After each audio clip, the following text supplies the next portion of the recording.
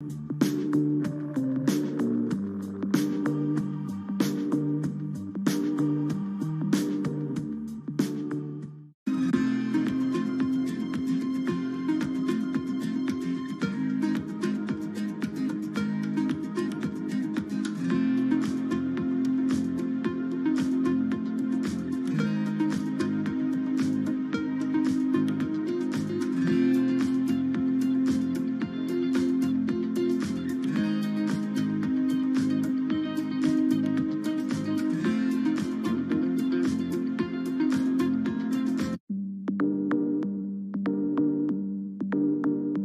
London, I'm Anne-Marie Hordern. This is Bloomberg Green. After water, what's the resource that humans use the most?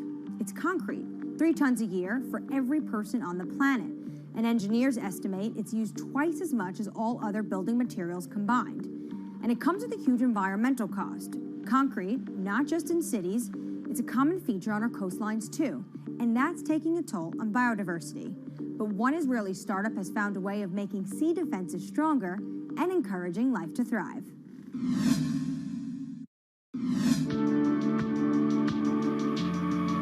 If you take a look at concrete structures like breakwaters or seawalls, the water around them is often clear. That's not actually a good thing, because it means there's no life. Marine species are actually most abundant in coastal areas, but it's also where us humans prefer to live too. So when we build here, we drive away marine life. Concrete in the marine world has a lot of additives, a lot of chemicals, and some of those materials are actually leaching out, and they're actually prohibiting marine life to thrive. If we keep developing without any regards to natural communities, there is a tilting point from which beyond we cannot really go back.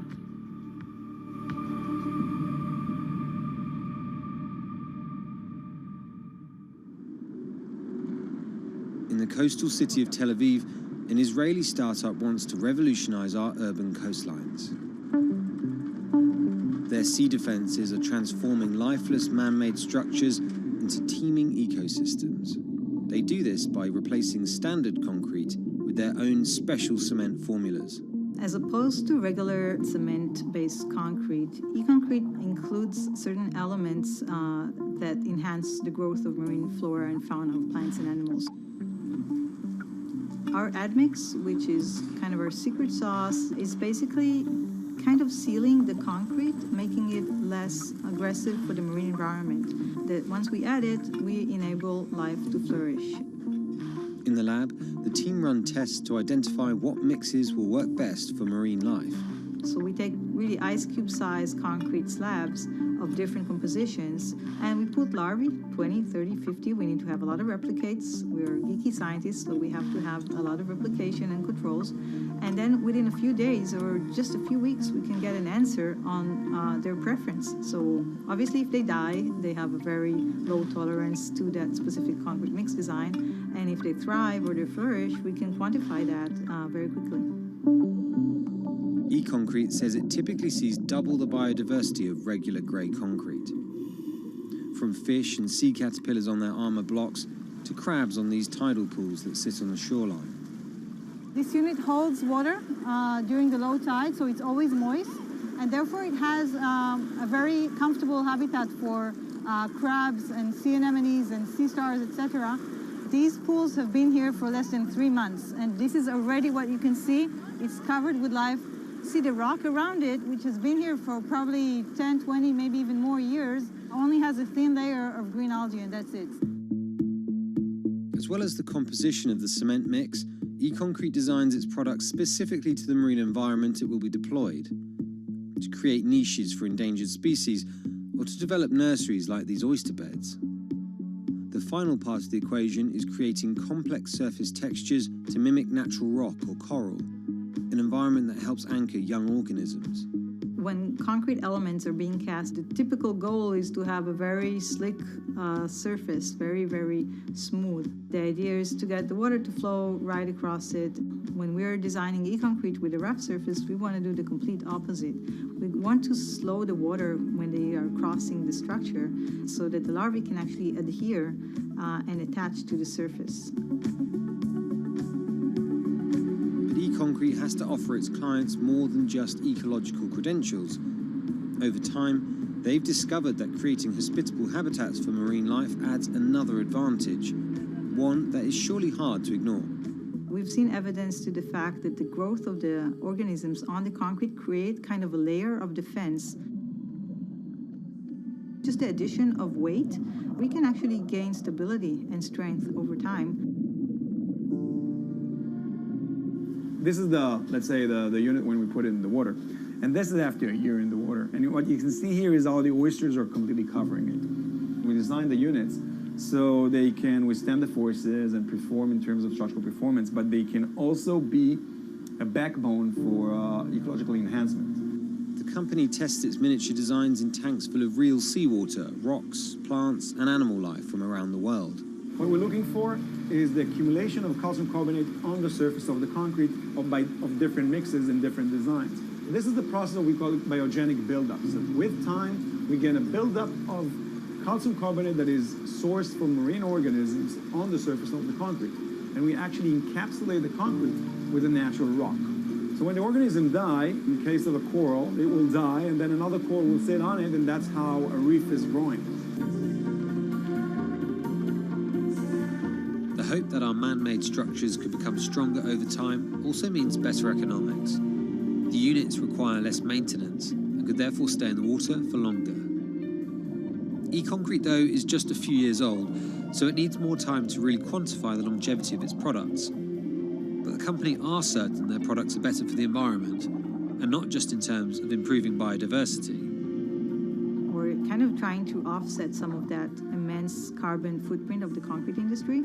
Construction is responsible for about 11% of global carbon emissions. By adding a biological crust to their products, E-Concrete prevents some CO2 from being released into the atmosphere.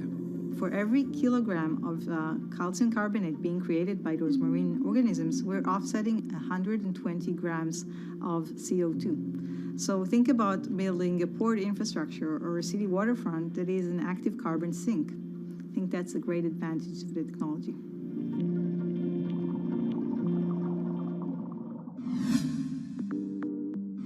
That does it for this week, but let's keep the conversation going on Twitter. Follow us at Climate. I'm Anne-Marie Hordern, and this is Bloomberg Green.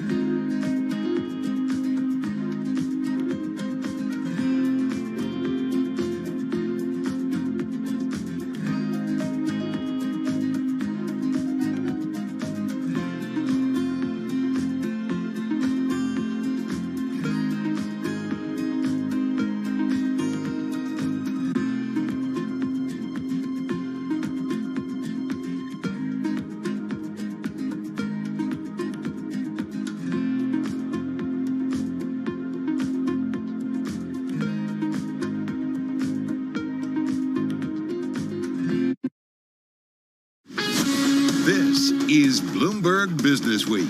Insight from the reporters and editors who bring you America's most trusted business magazine, plus global business, finance, and tech news as it happens. Bloomberg Business Week with Carol Masser and Bloomberg Quick Takes Tim Stenovic on Bloomberg Radio. So we got a big headline this morning. Yeah, just a little bit. One around 8:30 a.m. this morning. Consumer prices. I was watching Bloomberg Television. Who did you see? Mike McKee. I saw him too. He's coming up in just a moment. He's going to talk about U.S. consumer prices climbing last month by the most since 2009, but he really dug into the details to really help explain it. Yeah, we're going to have him on in just a few minutes to give us some of that knowledge. That sent stocks down, Treasury yields higher, Carol. Yeah, exactly. Adding once again to worries about inflation, but again, we'll break it down with Mike. We're also going to talk about market valuations, especially for technology, because we're seeing that tech trade definitely trade lower today. It is Wednesday, May 12th, 2021. Carol Massar, Tim Stanovic, and this is Bloomberg Business Week. Let's get you going, though, on this trading day with a check on the markets. Here is Doug Krisner. Hey, Carol. Hi, Tim. You're absolutely right. The market is very much focused on this big jump that we had in retail inflation last month. From our M Live blog, the Fed will likely look through these numbers because the economy has yet to fully reopen. And we know that under the Fed's new framework, it's going to put more weight on weak job growth rather than rising inflation. And then today, Atlanta Fed Bank President Raphael Bostic was saying, you know, there's going to be a fair amount of volatility in inflation during the reopening. He also said, interestingly, he's not seeing excess froth in financial markets, but he will be watching for it. For the moment, higher rates are in the driver's seat. We have the 10-year Treasury up more than 6 basis points. Right now, a yield of 1.68%. Dow Industrial Average minus 1.4%. In the broader market, of the 11 industry groups within the S&P 500, energy, the only gainer. The S&P overall down 1.7%, but the S&P Energy Index is up 1.5%, principally given, or due, I should say, to a rally in the crude oil space. WTI right now up more than 1.6%. We're at 66.35. I'm Doug Krisner, and that's your Bloomberg Business Flash. Thank you, Doug Krisner. Bloomberg Business Week is brought to you by Commonwealth, supporting more than 2,000 independent financial advisors with the solutions they need to grow a thriving business. Commonwealth, go where you grow. Visit commonwealth.com to learn more. All right, it's time for the Market Drivers Report. And let's set the Business Week agenda. Lots to get to on this Wednesday. Vince Signorella, global macro strategist at Bloomberg News, on the phone in White Plains. Michael McKee, right next to me, international economics and policy correspondent at Bloomberg News in our interactive broker studio. I am going to start with you, Michael McKee, because it was that inflation report this morning that definitely got markets moving. Yields up, equities down. Should we all be freaked out because of it? No, he says. Turn on the microphone, and then if I don't turn it on, then freak out. It was just a deep no. Deep no. Speaking of the market drivers report, used cars and rental cars. Rental cars were up 16% last month. Used cars were up 10%. We know the used car story. No chips, can't build new cars. Everybody's going to go out and buy Ask used Kurtz cars. about that, right? You know, Getting shortage. Yeah. A bunch of bids. And the story with rental cars, lodging, and airfares. Those are all things that went up double digits and are part of the reopening trade. As somebody said, not inflation, but reflation, because they had to cut prices so much. They had no business, and now they're trying to build back a little bit of market share, a little bit of profit margin, and they're still not up to where they were in terms of price levels before the pandemic. So those are the kind of things that are not going to be sustained.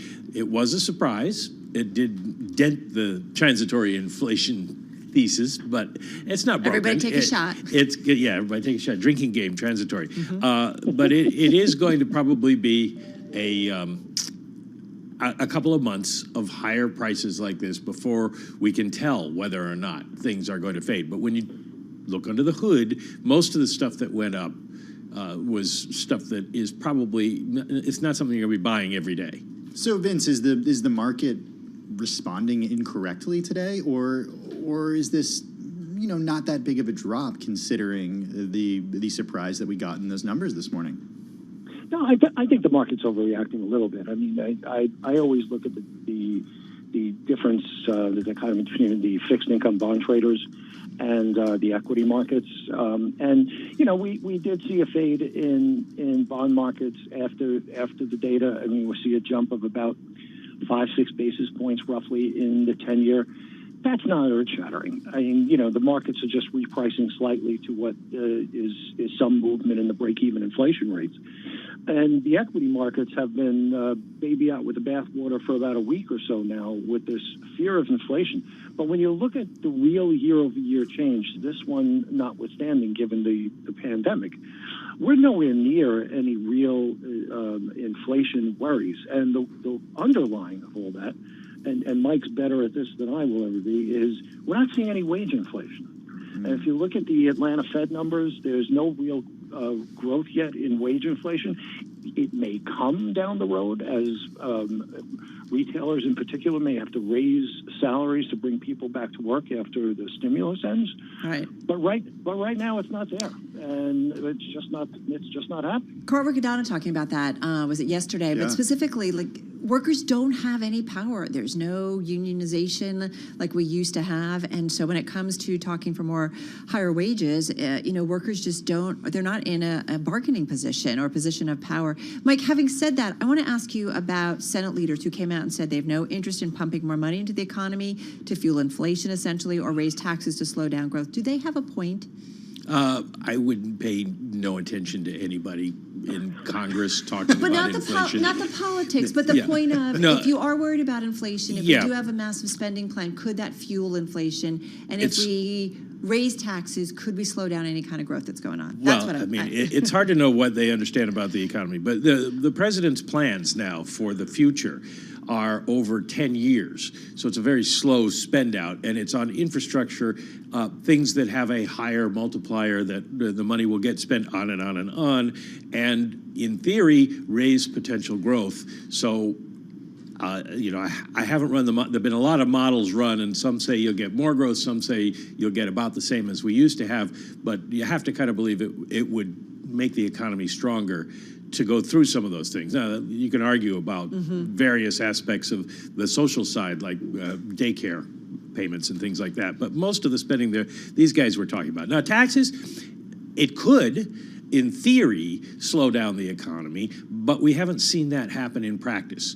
The last time we had an economy that roared like this was the late 1990s, and Bill Clinton came into office, Democrat Bill Clinton came into office and raised taxes, and Republicans said we were going to have a recession, we were going to have a depression, and we didn't. We had a roaring economy. Now, hard to know. Hey, Vince, jump in here in just 30 seconds left. What is the most important metric for us to keep an eye on for when we no longer say transitory? One of the things I think that'll push us forward, I think, is the stickiness of energy prices in particular. It is what people look back on the 70s and reminisce of times past waiting on gasoline lines. I think if energy prices stick, then we're not seeing transitory, because I think that lends its way through the entire economy. Do you think that's likely? I think there's a reasonable chance, yeah. Mike, do you agree?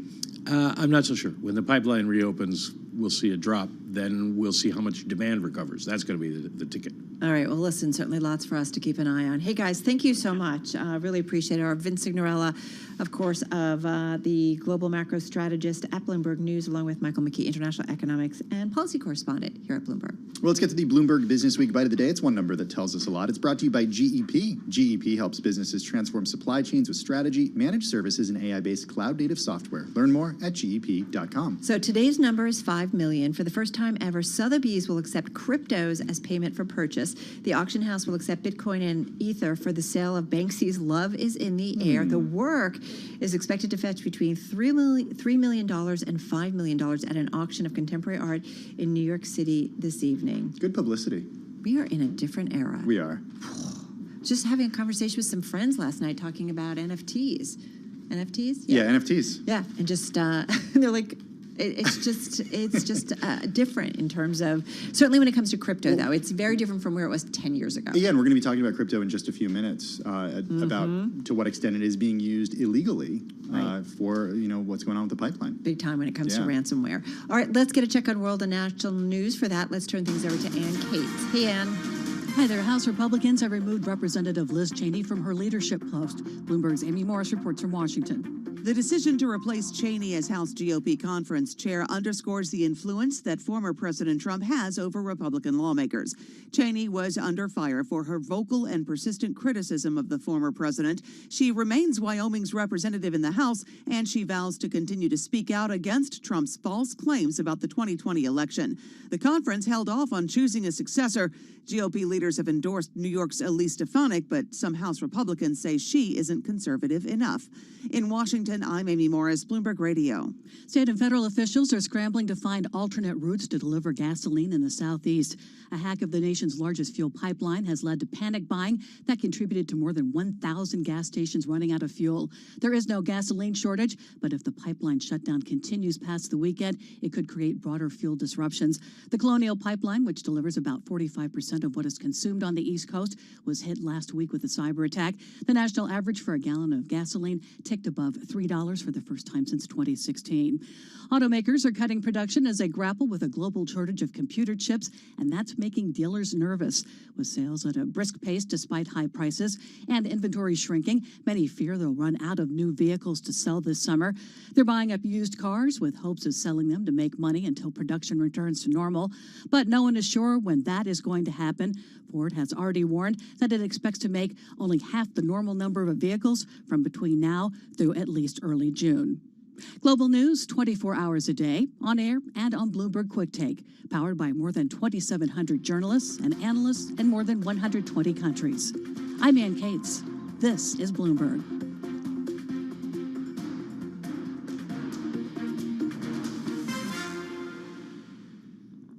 So this is a tale of one market begets another market, and this has to do with some reporting over at Dow Jones Wall Street Journal. It talks about as ransomware proliferates, and we saw that certainly playing out with the Colonial Pipeline and the hacking of it. So as ransomware proliferates, insuring for it becomes costly and questioned. Yes, cyber insurers are raising prices and limiting coverage after a series of high-profile attacks and mounting claims for ransomware amid concerns that insurance payouts are actually encouraging the hacking. I'm reading from a Dow Jones story by James Rundle, Kim Nash, and David Uberti. Look, this is something, if we think about this in the context of the Colonial Pipeline, the message that, I hate to say it, but the message that this is sending is that we are not prepared for this type of attack. Right. Well, and it sends a message of vulnerability. Well, and I think about our security expert that we talked with, our cybersecurity expert, and we've had conversations. Is it about harm, or is it just finding people who are going to pay it? And that's essentially what's going on. But you're right. Like you want to make sure something like the Colonial Pipeline, this doesn't get to this state. So one thing that I'm curious to ask executives about the next time we actually speak to them and in the context of this is, how do you protect your company from ransomware? And one way that organizations do that is by having insurance against it. But like anything that becomes a higher risk, that doesn't necessarily protect it. It protects it in the context of, actually paying the cyber criminals. Right. It gets more and more expensive the more something proliferates. Well, it's interesting. In this story by Dow Jones, a VP of Operational Technology Security at cybersecurity company Tenable, and also a senior cybersecurity official in the Department of Homeland Security back in 2011 to 2017, he said, the insurance company pays the ransom, the criminals make more money, so they make more ransomware, which leads to more insurance, which leads to more payment. And so we get into this vicious cycle. And that's kind of where we're starting to get to. It's the big question that I have for security experts is how do you stop this? Because it does seem like the hackers are 1, 2, 3 steps ahead of U.S. companies right now. Right, and when do you get a point where you really shut down a system that is this has been a problem, but becomes even a bigger problem? So we're going to talk a little bit more about this in just a moment. A story online at businessweek.com. You're listening to Bloomberg Radio.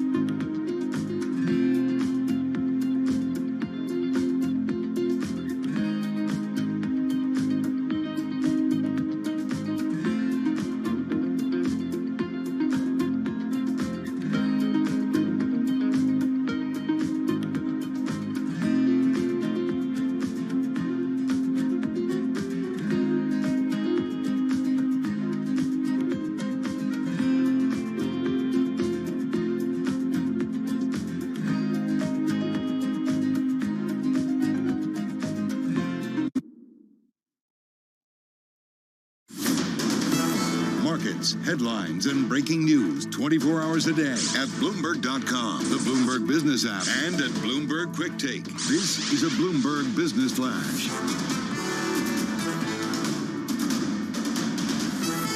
Markets are being rattled a bit by a jump in retail inflation. Overall CPI last month was up by 0.8% month on month, much above forecast.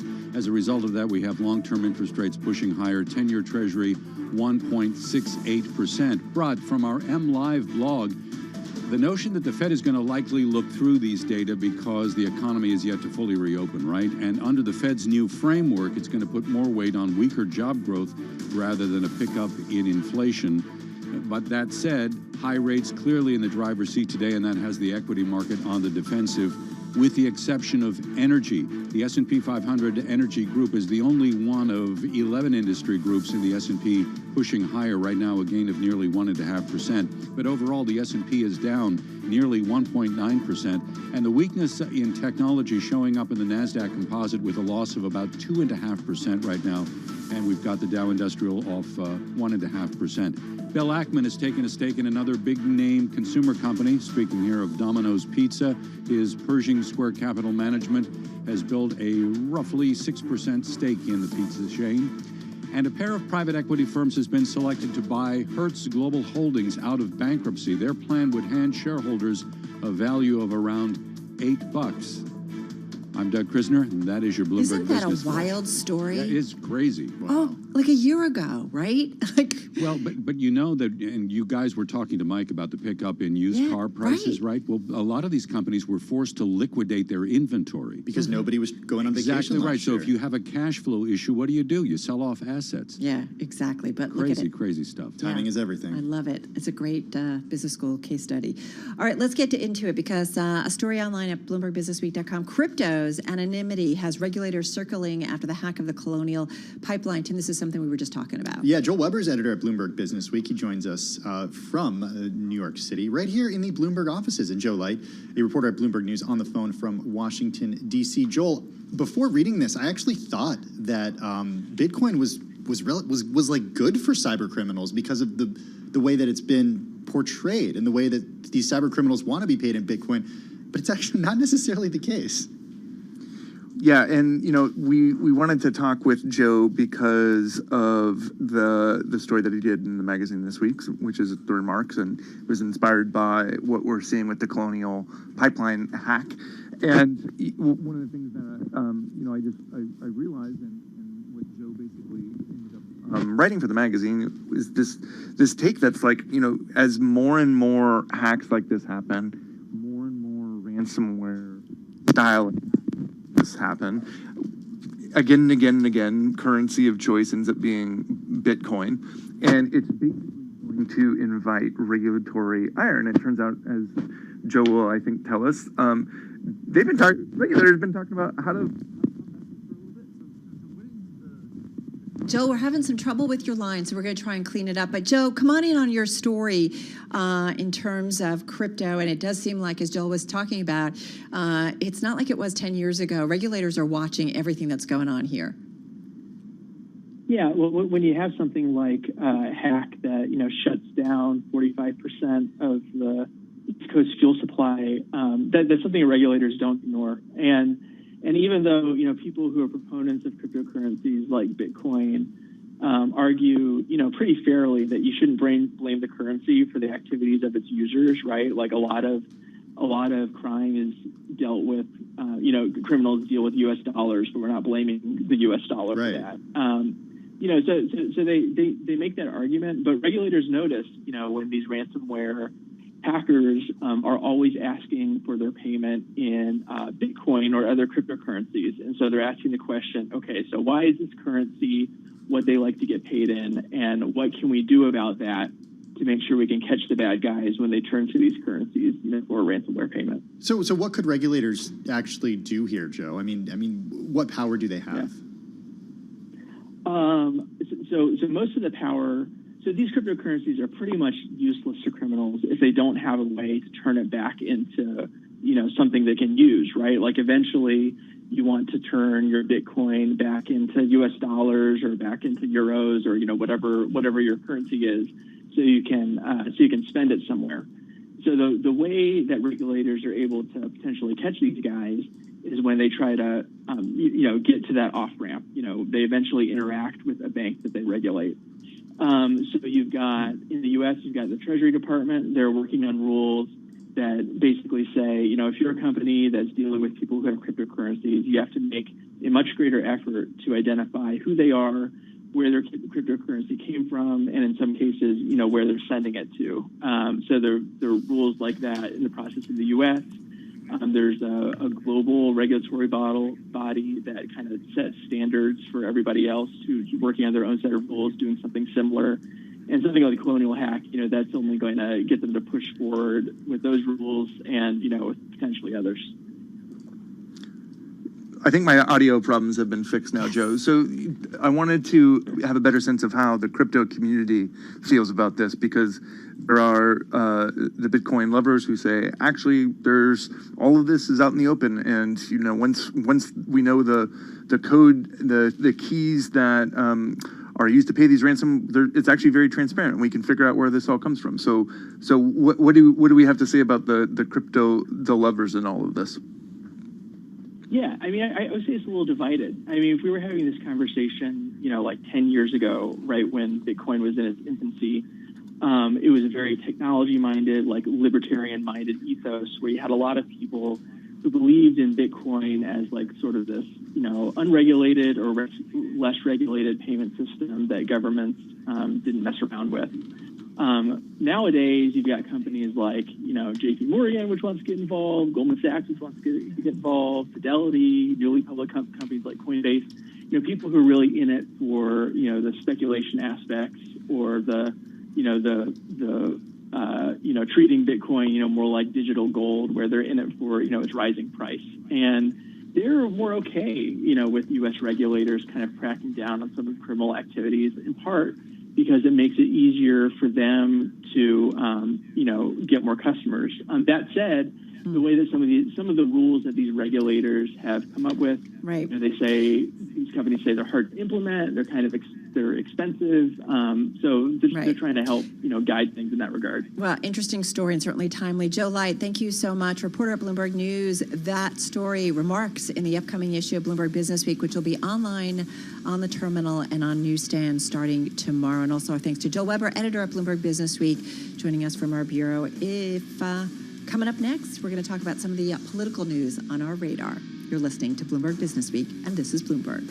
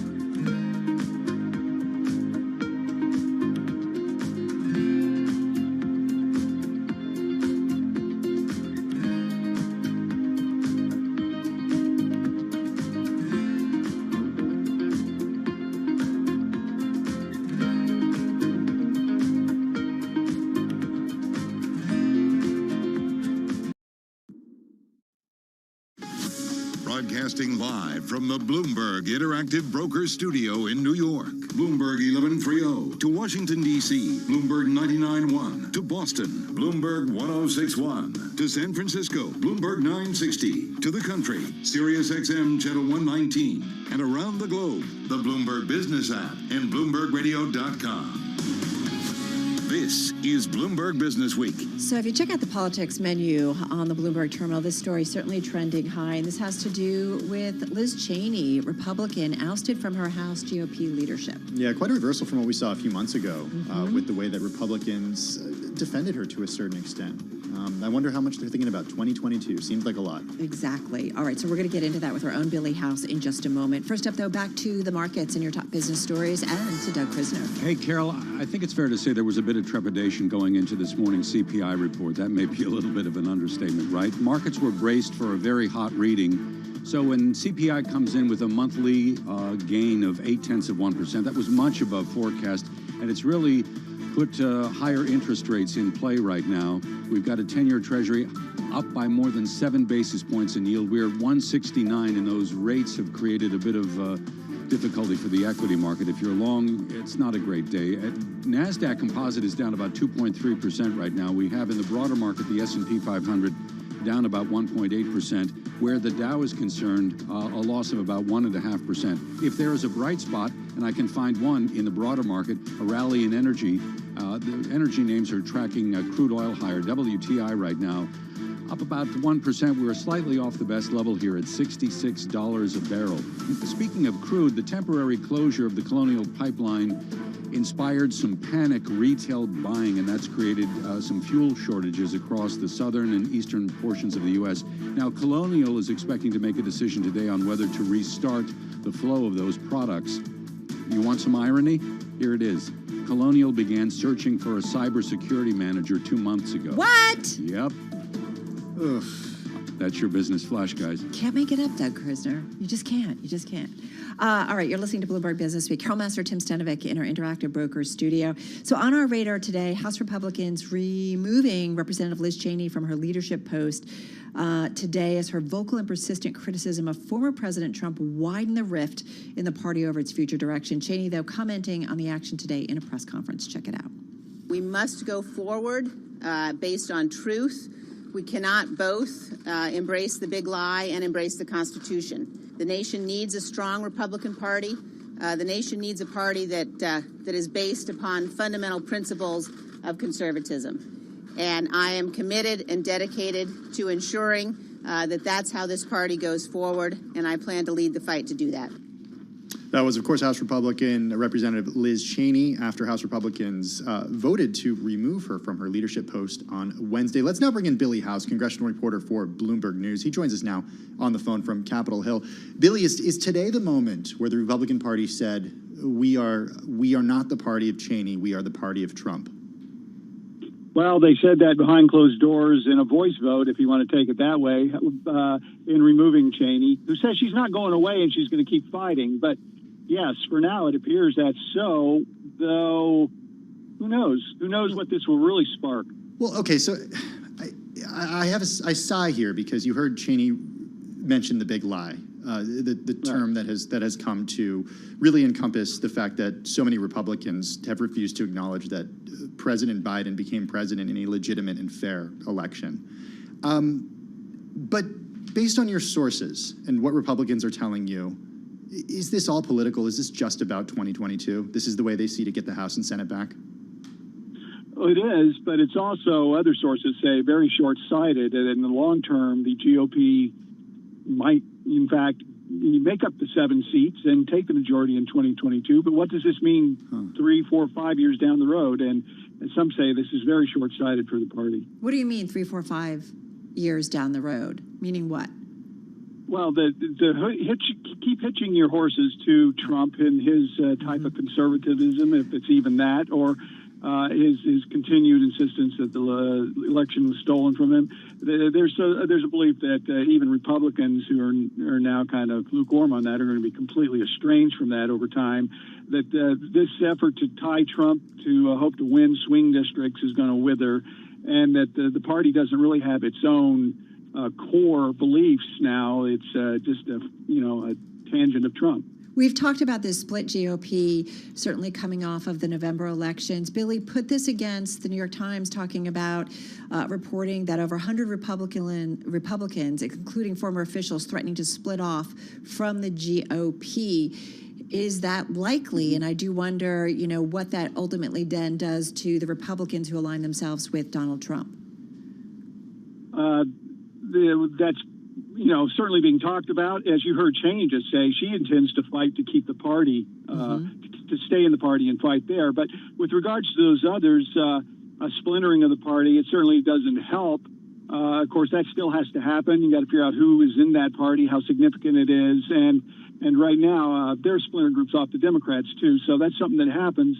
It's not something you want to see, but we really don't know exactly what those Republicans can put together at this point. And these aren't necessarily elected officials. I mean, many of these are former elected officials or former cabinet members, right? They're not actually people active in government right now. Absolutely, and that happens to other.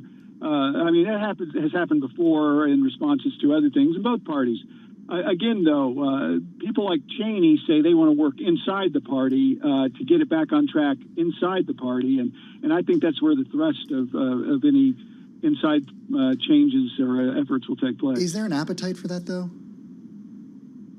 To actually work inside the party, apart from Liz Cheney? I mean, who would be willing to work with her inside the party? Who are the elected officials right now who would work with her?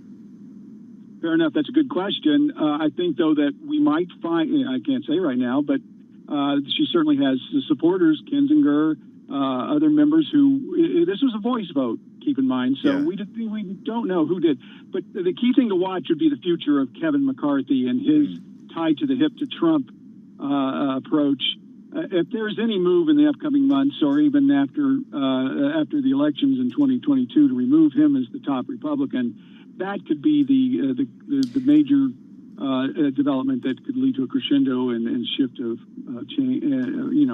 the party. Billy, just quickly, we heard Senator McConnell and Representative McCarthy speak to reporters after the meeting with President Biden at the White House, top Democratic and top Republican leaders talking about his spending plan, including infrastructure. Any signs that they're going to work together from the congressional perspective? And just got about 30 seconds. Sure. They obviously said they would like to see an infrastructure plan, but they have a vastly different vision of the president from the president's, including on taxes and also including whether so-called soft infrastructure like caregiving should be included. So there's a lot of things to come together on that, but at least they're talking now. That's more than they have been. Yeah, Senator McConnell and McCarthy making it very clear that they're not going to reopen the 2017 Trump tax cuts, and that is certainly something we're following. We're going to continue talking about Washington and get the White House perspective a little bit later on. Billy Haas, congressional reporter at Bloomberg News, on the phone from Capitol Hill. Let's go down to Washington, D.C. for the latest world and national news with Ann Cates. Hey, Ann. Hi there. With a major pipeline offline and panic buying by drivers, some gas stations have run out of fuel. GasBuddy.com says that 28% of gas stations in North Carolina were empty. Georgians were also getting squeezed, with more than 17% of stations there out of gas. In Virginia, 17% of gas stations were out of fuel. House Republicans have ousted Congresswoman Liz Cheney from her post as the chamber's number 3 GOP leader. Cheney is being punished by fellow lawmakers after she repeatedly rebuked former President Donald Trump for his false claims of election fraud. Meeting behind closed doors for less than 20 minutes this morning, House Republicans used a voice vote to remove Cheney. Moves by Apple and Google that make it harder for brands to track billions of consumers are creating a money-making opportunity. Here's Bloomberg's Renita Young with more. Google is phasing out third-party online tracking cookies, and Apple is requiring app owners to ask for explicit permission to track users across other companies' apps. These changes make it harder for companies to follow our every move online, so marketers are planning new ways for brands to find out what consumers are doing and pitch products to them. Now, it won't threaten the tech giant's status as gatekeepers to billions of consumers, yet it's an opportunity for ad agency groups to reassert their relevance. In New York, I'm Renita Young, Bloomberg Radio. Former acting Attorney General Jeffrey Rosen won't answer questions from Congress about whether then President Donald Trump instructed him to take any action to try to advance his unfounded claims of election fraud. Rosen would not answer today in response to questions from Democratic Congressman Jerry Conley of Virginia at a hearing on the deadly Capitol insurrection. The Rock and Roll Hall of Fame will induct Jay-Z, the Foo Fighters, and the Go-Go's. Elected this year on the first ballot, they will join Tina Turner and Carole King. Global news 24 hours a day on air on a Bloomberg Quick Take. I'm Ann Cates. This is Bloomberg. That's a fun lineup for the Rock and Roll. I know. We did that on Quick Take, too. That's a fun lineup, man. Jay-Z. Just a little bit of everything. Yeah, right? it's great. And they're hoping to do it in person. What? They're hoping to do the ceremony in when person. When is it? Is in it the fall. In the fall. Okay. Yeah. I know. I think the expectations are a lot of things, right? Come back in the fall. Fingers crossed. Head to Ohio. Head to Ohio. Well, right now, speaking of heading, a lot of people are heading, at least from the south, to New Jersey and Pennsylvania. Our story on the Bloomberg, it's your second most read story on the Bloomberg today.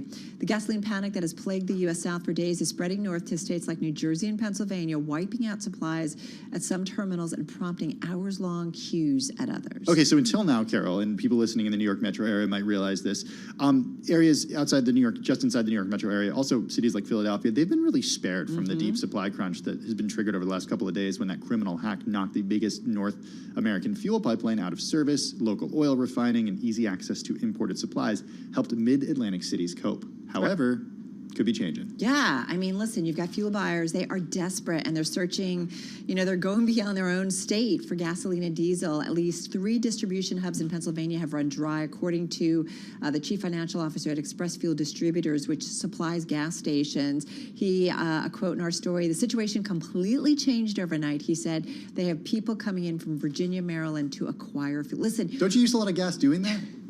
Yeah. Well, and as somebody said, maybe what we need to do is just say you are limited, or odds and evens, go back to the 70s. Yeah. Exactly. We had cars in our household that were both odds and evens, so every day we could get gas if we needed it. It was a different time. And it was. But that was something. The energy crisis. It was, and that was something that Americans had to live with. But are we creating a crisis by everybody, the lines that we've seen at fuel stations, are we creating a crisis? Yeah, I mean, if you don't, Patrick DeHaan, Gas Buddy, was on Quick Take yesterday. He was on Bloomberg Radio earlier today, and he repeated, if you don't need gas, you don't necessarily need to go get it. There's no reason to hoard. But we learned last year with the toilet paper crisis that that's not the way we act. We don't act rationally. No, exactly. We get freaked out. New Jersey Governor Phil Murphy saying at the moment we don't have a supply issue. I did a media briefing in Trenton. He said that could change if this is extend for a long period of time, if this extends for a long period of time. This is Bloomberg.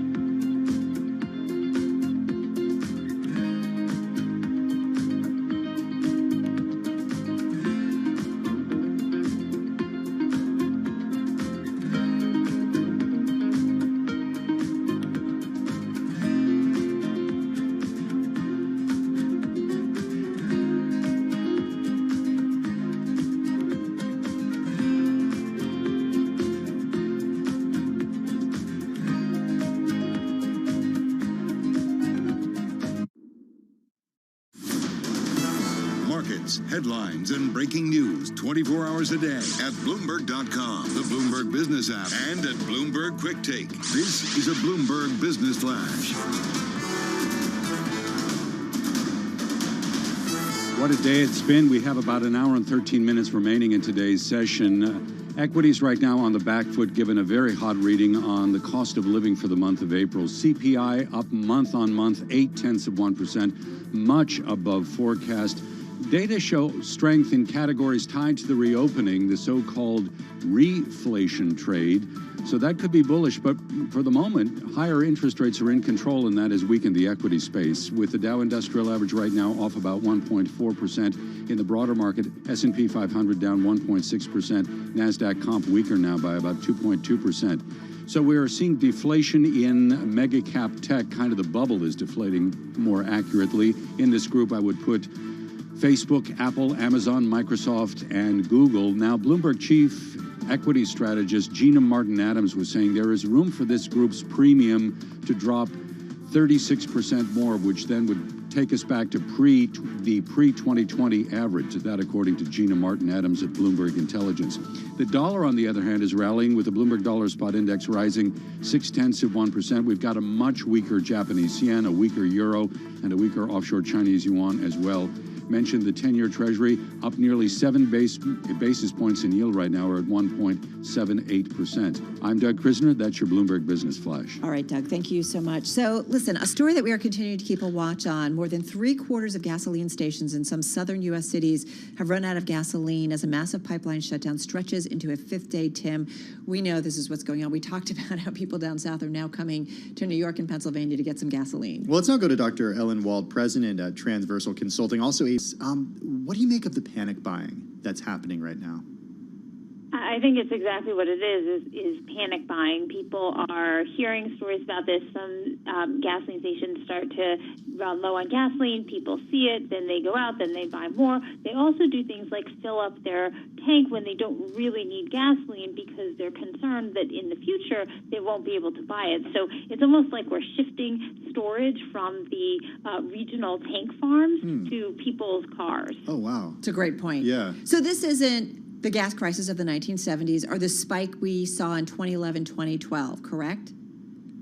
No, there's plenty of gasoline. In fact, the Energy Secretary said that at the White House press conference yesterday. She said, we're not in a gasoline shortage. We have plenty of gasoline. The problem is that it just can't get where it needs to go because this pipeline is offline. And she also said, rightly so, that pipes are the best, the most efficient, the safest way to transport gasoline and other kinds of fuels. So even if the pipeline is out and we start to put this stuff into trucks and truck it up, along the pipeline route, it's still going to take longer. What's a realistic way for us to think about when we're going to be on the other side of this particular crisis? Well, it does depend on when they get this pipeline restarted. They have some portions have been restarted. They believe that they will be able to restart it by the end of the week, although I think we're supposed to hear at the end of today whether they believe they'll be able to keep that timeline.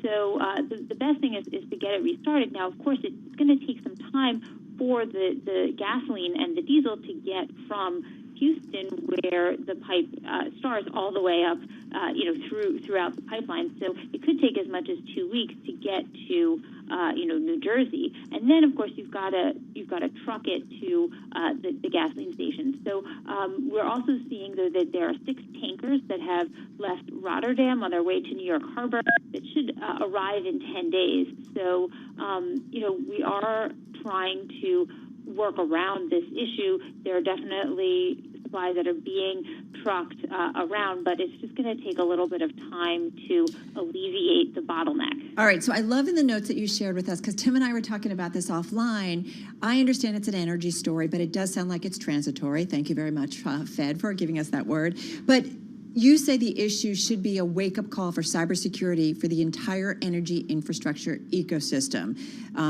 because pipelines are important. As you say, it's the best way, safest way, at least that's what the Energy Secretary was reminding us of, getting fuels around the country. But cybersecurity, I feel like that's one of the stories we've touched on, but we've really got to be focusing on.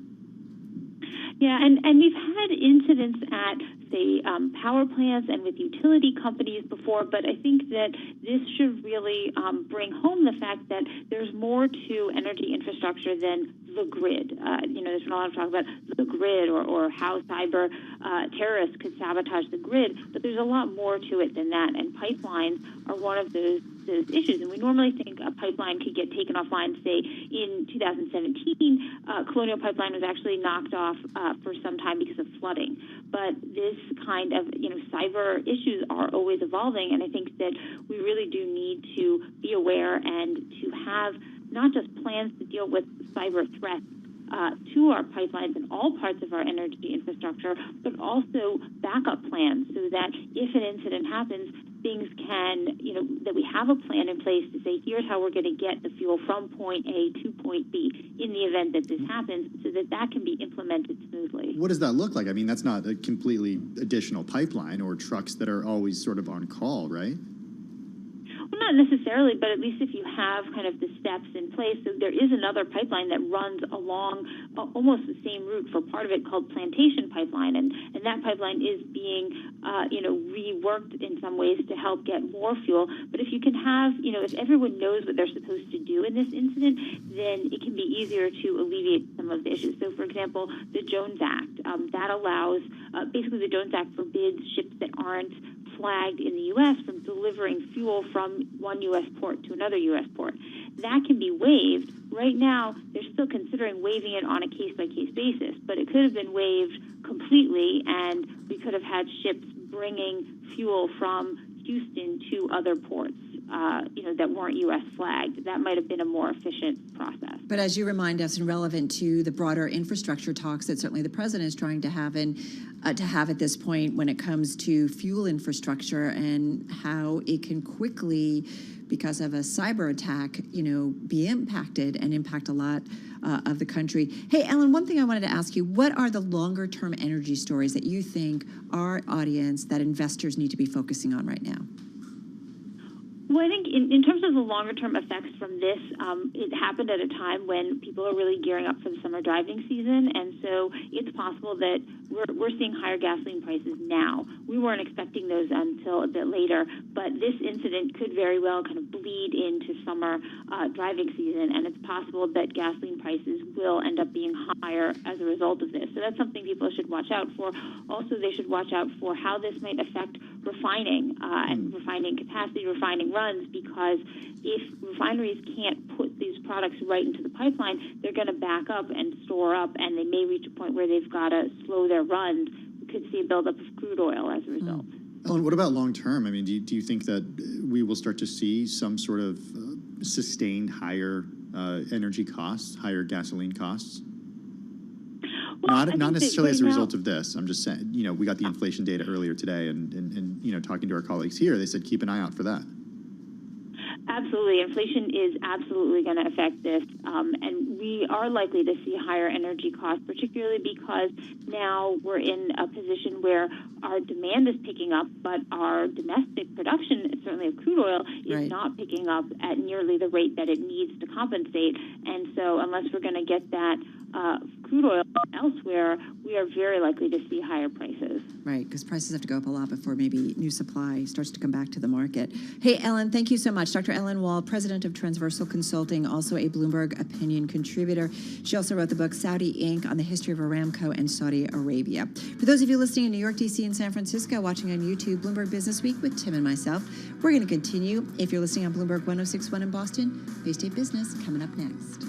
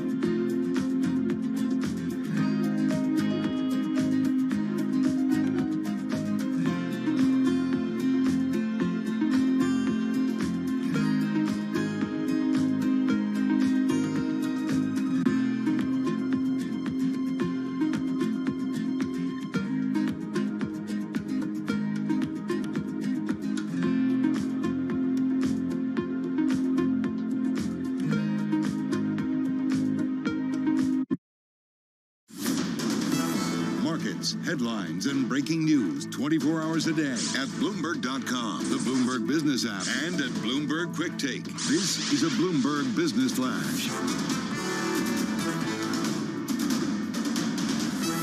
It's 3 p.m. on Wall Street from Bloomberg World Headquarters in New York. I'm Doug Krisner. We have an hour remaining in today's session. And markets really have been feeling the impact of a very hot reading on retail inflation through the day.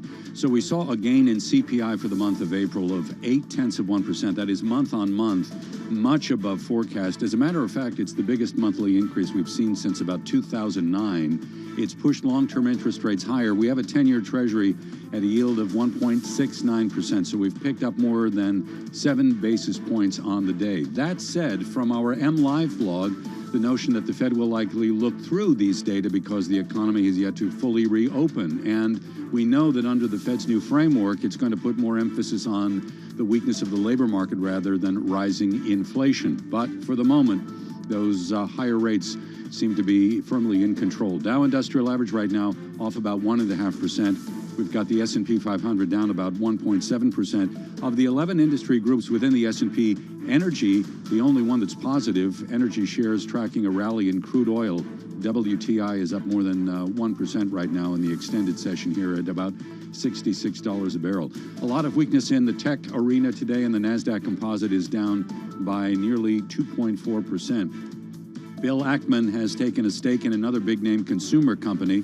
Speaking here of Domino's Pizza, his Pershing Square Capital Management has built roughly a 6% stake in the pizza chain, and I'm looking at Domino's shares right now ahead by about 1.2%. Meantime, a pair of private equity firms has been selected to buy Hertz Global Holdings right out of bankruptcy. Now, their plan would hand shareholders value of around $8 a share. Hertz Global in heavy trading up by more than 62%.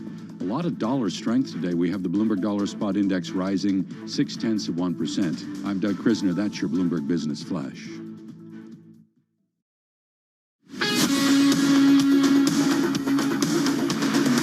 This is Bloomberg Business Week with Carol Massar and Bloomberg Quick Takes Tim Stenovic on Bloomberg Radio.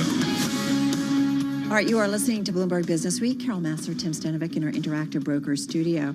So the more infectious coronavirus variant driving a really tough epidemic of the virus in India has been detected now, Tim, in 44 countries as the Asian nation reported a record daily death count. Yeah, it's just some awful news each and every day. Though we could see deaths and cases spiking, or cases, I should say, spiking. One model said that earlier this week. We'll have to wait and see if that's the case.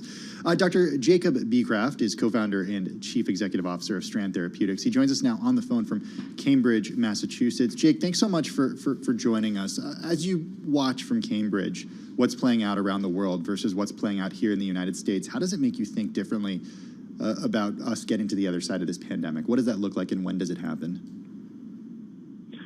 I think, so thank you guys for having me on again. I really appreciate the invitation. I think that the most important thing that we need to be focused solely on, well at least have our biggest piece of focus on, is getting vaccines in the hands and in the arms, really, of more people, both in the United States and across the globe.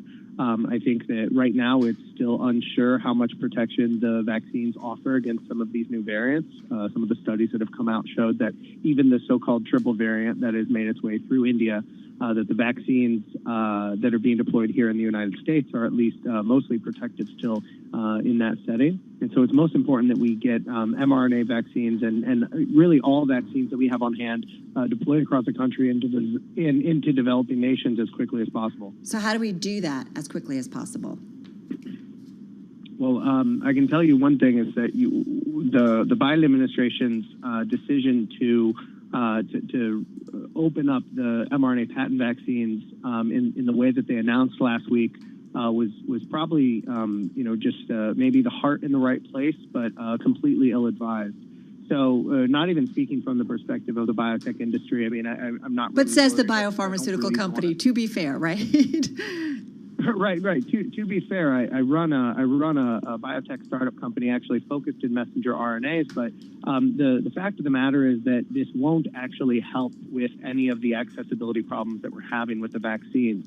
I wrote an article last year published online in Medium and then followed up with an article in Forbes on a few angles related to what the U.S. government and what the world government, the WHO and the UN, could have been doing to shore up our national and international vaccine capacity manufacturing. None of that was heeded. We reached out to my company and myself reached out to international governments. We reached out to Congress. No one wanted to hear about vaccine manufacturing back last July. And so where we're at now is that the government wants to say that they'll open up the patents. But the issue here is the best analogy I can think of is, if mRNA vaccines are they're so new, they're so nuanced in how we make messenger RNA technologies that a lot of value of the company is really wrapped up in the individual techniques that they use that aren't public knowledge. They're not inside of those patents. And so the best analogy is really, if you had Gordon Ramsay's shopping list, if you had the exact amount of each ingredient that he used in a dish, do you think that you could make like a souffle at the level that Gordon Ramsay is? And the answer is, of course, no.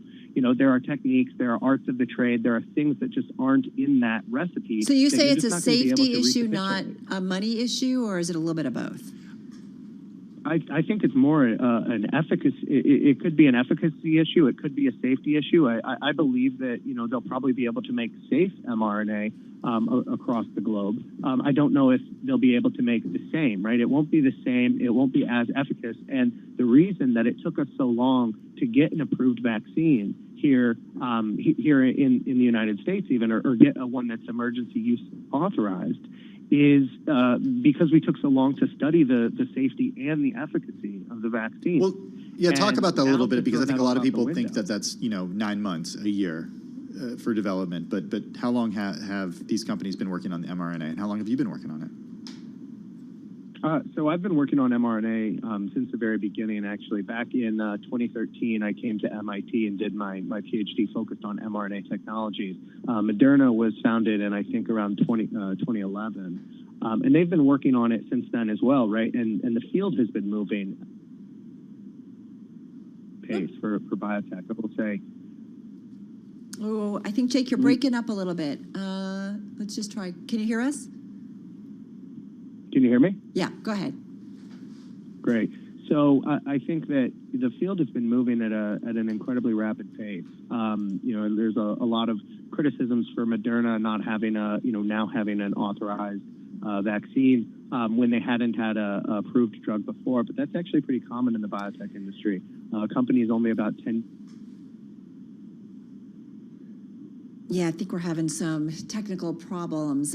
We've been talking with Dr. Jake Beecraft, co-founder and chief executive officer at Strand Therapeutics, and really addressing some of his concerns over President Biden's proposals to waive patents, particularly talking about the COVID-19 vaccines. But you do wonder, if you open up that door, what does it mean for any of the pharmaceutical companies? Do we change kind of the math at how these industries work? Well, one other common complaint leveled about this decision from the Biden administration last week is that you need facilities to actually develop and manufacture this technology and these vaccines. And those facilities can't be built overnight. So that's an issue, because these vaccines need to be in as many arms as possible yesterday. Right, exactly. And then how do you potentially create a facility right now in India where they are just trying to stay ahead of taking care of their population, which is a place where there's a lot of it's like the vaccine capital of the world. Manufactured. Exactly. So I'm not quite sure what the answer is. We're going to hopefully come back to Dr. Beecraft over at Strand Therapeutics, so we can kind of wind up with him and get kind of his final thoughts on this, because this is, it's interesting. And there was some observation of when the president came out and made this, that maybe he was playing to the more liberal side of the Democratic Party, who have been pointing their fingers at those high drug prices. Yeah, and Dr. Amish Adalja from the Bloomberg School at Johns Hopkins University, he was on our show last week and this week, and talking about how it removes some of the incentive, too, for the development of this type of technology as well, if the Biden administration goes through with something like this. Yeah, it would certainly be a big change. All right, hopefully we'll get back to him. Right now, in the meantime, let's get back to world and national news. Ann Cates in the 99.1 newsroom in Washington, D.C. Hey, Ann. Hi there. A key Republican senator expects a productive meeting on infrastructure when she meets with President Biden tomorrow. Bloomberg's Amy Morris reports from Washington, D.C. Senator Shelley Moore Capito of West Virginia says it will be a substantive meeting. Staffers have already had an extended back and forth to make sure Capito and President Biden can compare apples to apples numbers on infrastructure spending. A group of Senate Republicans led by Capito pitched a much smaller $568 billion plan last month, although Senate Minority Leader Mitch McConnell recently said the GOP could support up to $800 billion. That meeting is set for tomorrow. In Washington, I'm Amy Morris, Bloomberg Radio. The Biden administration is debating how to get thousands of Afghans who worked for the U.S. during its longest war out of the country. Bloomberg's Nathan Hager has a story from the nation's capital. U.S. forces are set to withdraw in a few months, and there's growing concern that Afghan translators, consultants, and drivers could become Taliban targets. White House national security aides have held several meetings on this in recent days. Their options include a mass evacuation to a third country where Afghans could be processed and brought to the U.S. later. Sources tell Bloomberg the most likely scenarios would involve extracting Afghans through the existing special immigrant visa program, though that has a long backlog. Afghan interpreters could also be allowed to seek refugee status. In Washington, I'm Nathan Hager, Bloomberg Radio. Trump critic Liz Cheney has been ousted from her number 3 House Republican leadership position. The move behind closed doors this morning was backed by the former president and other top House GOP lawmakers. Cheney will remain the lone representative of Wyoming. Global news 24 hours a day, on air and on Bloomberg Quick Take, powered by more than 2,700 journalists and analysts in more than 120 countries. I'm Ann Cates. This is Bloomberg. All right, Ann, thank you so much. So just crossing the Bloomberg terminal, the CDC advisors at the CDC backing use of Pfizer COVID vaccine in adolescents. So this is coming after Monday. We heard, Tim, from the FDA authorizing that Pfizer-BioNTech vaccine for kids ages 12 to 15. Yeah, public health experts tell us that the key to getting past this pandemic is to get as many people as possible vaccinated, opening it up to more people who are actually eligible for the shot. Helps the U.S. achieve that goal. Right, and I think they've been already putting kind of the infrastructure in place, kind of gearing up for this. So, listen, this kind of plays with a lot of the stories that we talk about, including one that's on the Bloomberg, that talks about how commuters specifically, especially here in the New York metro area, are too scared of COVID and crime to get back on trains. So there's a lot of things that are going that people are thinking about before they either get on mass transportation or even before some people come back to work. Yeah, I mean, anecdotally, I see it playing out each and every day with traffic getting worse and worse during rush hour and even on the way in. It is a nightmare, and the fact of the matter is, I think, I look at these cars and I see people who are just driving by themselves, and who knows how far they're commuting, but the data show that people who are commuting are not using public transit, and those ridership rates remaining low in major U.S. cities, that threatens the viability of public transit, because if people aren't riding it, that transit organization is not getting the revenue. Correct. Potentially they have to cut service. Right. If they cut service, then people are less likely to ride it, and it becomes this terrible, vicious cycle. Well, already about $30.5 billion in federal aid is helping operators such as New Jersey Transit to keep fares steady. Washington's Metro also getting federal aid to avoid service cuts, and without that money and without more riders, the future of mass transportation looks pretty bleak. Listen to this. Almost 12% of workers in the largest metro areas were mass transit commuters, according to the U.S. Census, and this was pre-pandemic. Just 45% of ridership is back nationally, according to the American Public Transportation Association, even as the U.S. averages 2.2 million COVID-19 shots per day. And major cities, we can see it here in New York City, they're reopening. Yeah, they are.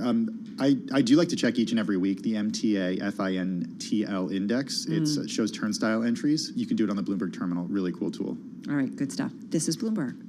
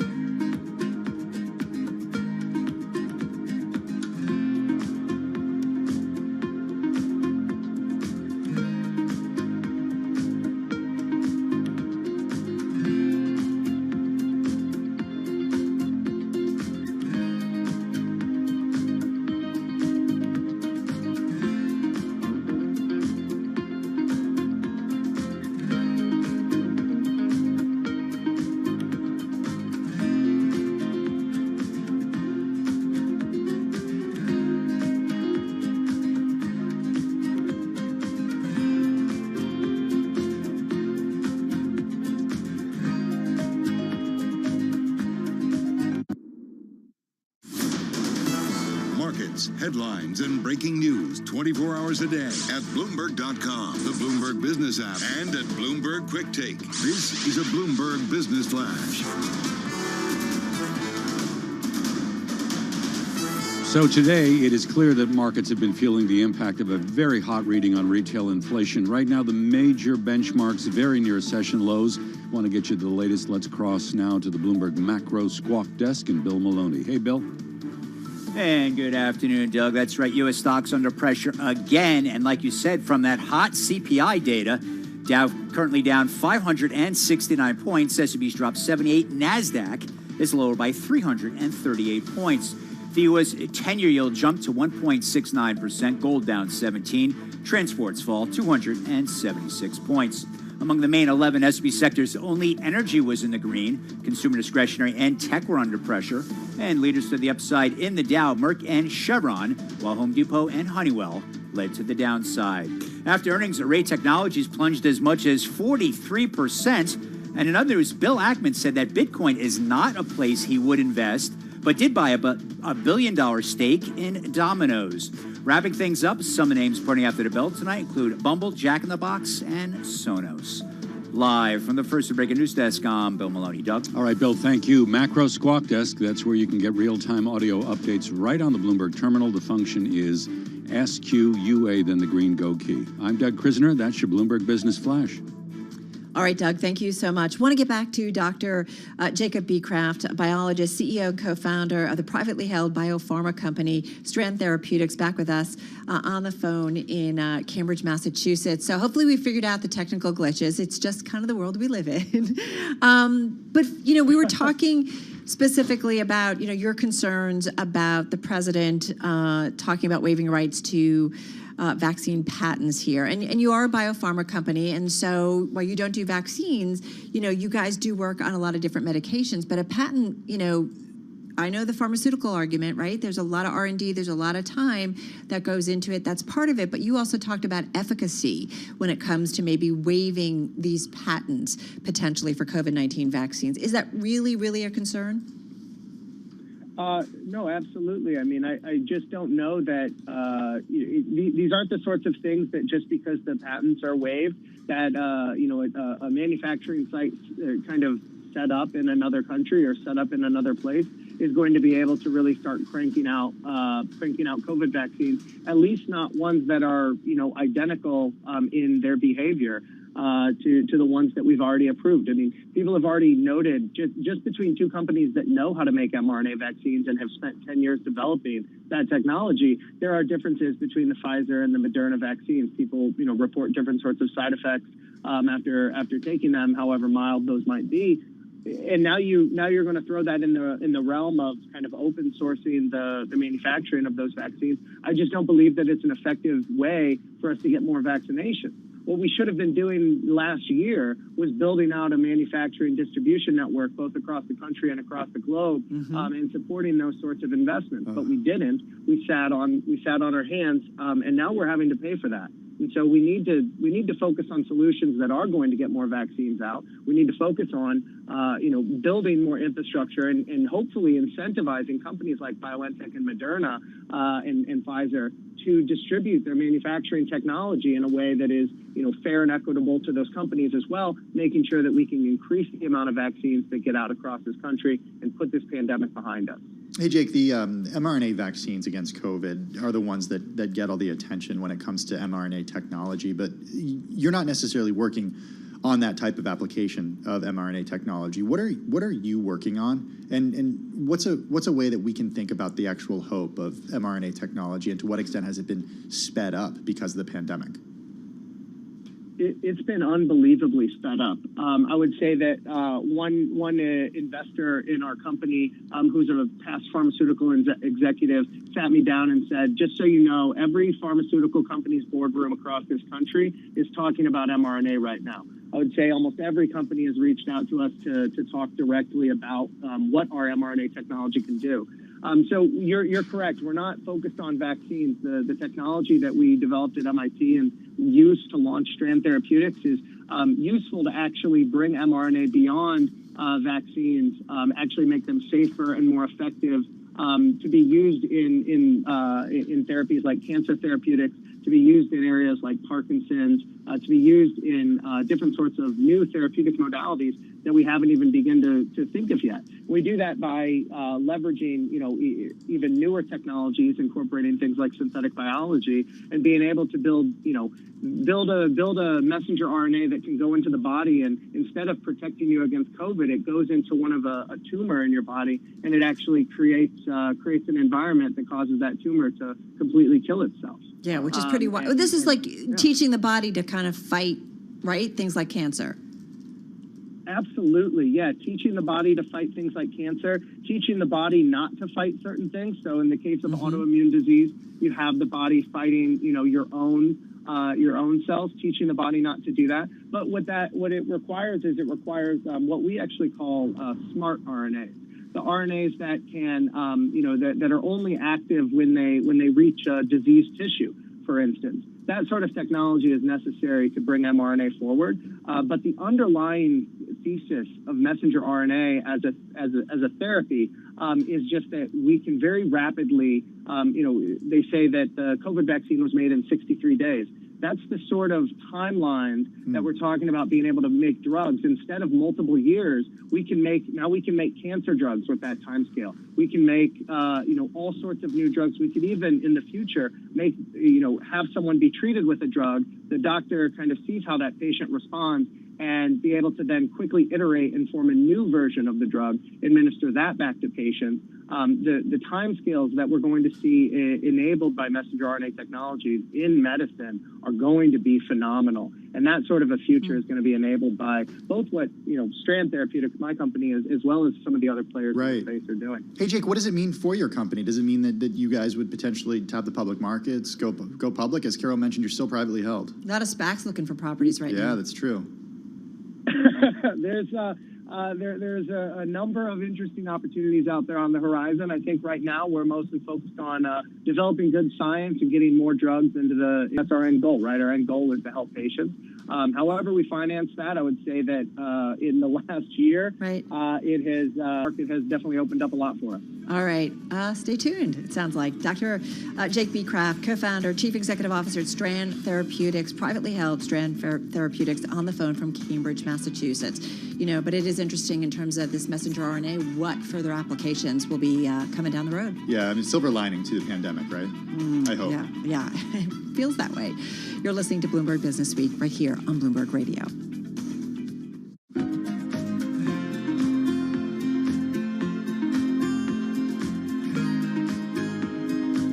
Loggerheads here. They don't even agree on what infrastructure is. So if you were holding your breath or something here, I don't know that there's a lot of signs that there's going to be some sort of bipartisan agreement here. I'm confused about infrastructure, Josh, because I feel like they've had years to figure this out, and I thought this was the one thing that both Democrats and Republicans agreed upon.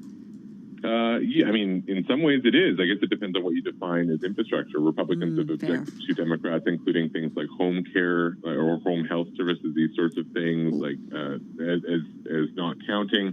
But the incentive structure right now in Washington clearly is read by Republicans as not agenda moving forward. And he made the case, hey, wait a second, this actually makes the case that we need infrastructure improvements. The fact that jobs numbers were such a huge miss last week says that we need to do more to actually stimulate the economy and get people back to work and focus on childcare. What do you make of that argument?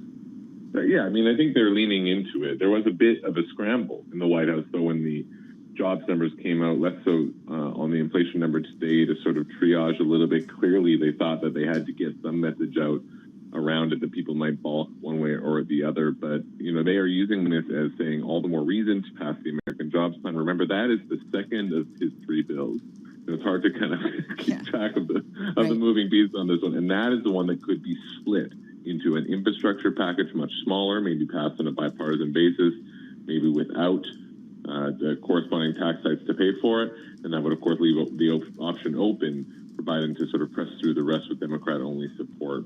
One development we saw today is, of course, Joe Manchin, the sort of crucial Democratic swing vote senator from West Virginia, has added himself to an event with the First Lady this week and Jennifer Garner, the actress. So they're bringing out the star power to try to keep that wobbliest Democratic senator in the fold. Jennifer Garner is from West Virginia, so there is that connection there. Josh, how do you factor in, or how does the administration and the White House factor in the Times story about over 100 Republicans reportedly, including former officials, threatening to split off from the GOP, kind of do their own thing in the wake of what's going on with Liz Cheney? I mean, do they see that there are tensions and potentially disruptions, or not necessarily? Do they see the GOP as being pretty cohesive at this point?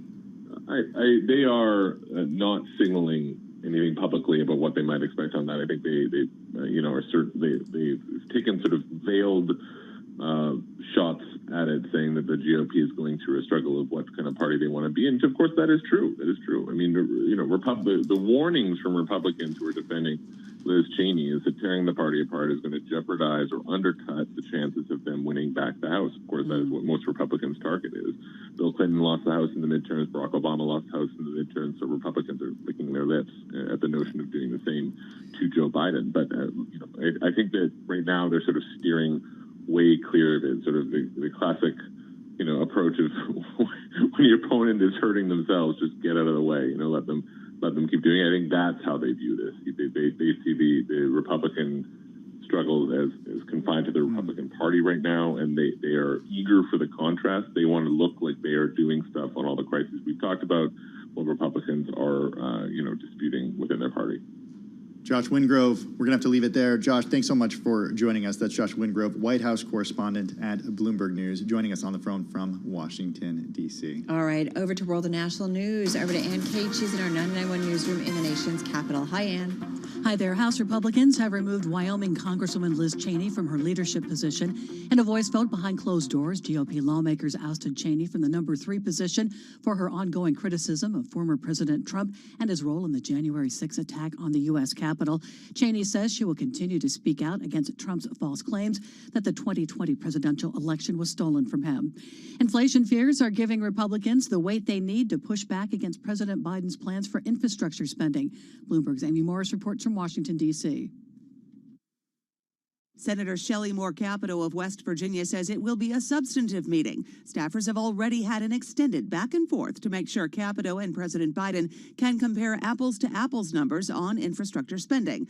A group of Senate Republicans led by Capito pitched a much smaller $568 billion plan last month, although Senate Minority Leader Mitch McConnell recently said the GOP could support up to $800 billion. That meeting is set for tomorrow. In Washington, I'm Amy Morris, Bloomberg Radio. Gasoline prices have hit $3 a gallon, and some filling stations in the south and along the East Coast have run out of fuel because of panic buying. Colonial Pipeline went offline last week following a cyber attack. 78% of gasoline stations in Spartanburg, South Carolina, have run out of fuel. 3/4 of Pensacola, Florida's gas stations are now idled. Consumer prices have jumped the most in more than a decade. The Consumer Price Index climbed 0.8% in April, and the core reading, which leaves out food and energy costs, spiked to the highest level since 1982. A Times Square shooting suspect has been arrested in Florida after the incident over the weekend. He was taken into custody after his car ran out of gas because of the shortages. A 4-year-old girl and 2 women were also wounded. Global news, 24 hours a day, on air and on Bloomberg Quick Take, powered by more than 2,700 journalists and analysts in more than 120 countries. I'm Ann Cates. This is Bloomberg. I'm driving in my car. I turn on the radio. How about you let me drive? Oh, no. Who's gonna drive you home? Honey, please, I'll do the driving. Drive on. Excuse me, I want to drive. Just drive, baby. It's the question that drives us.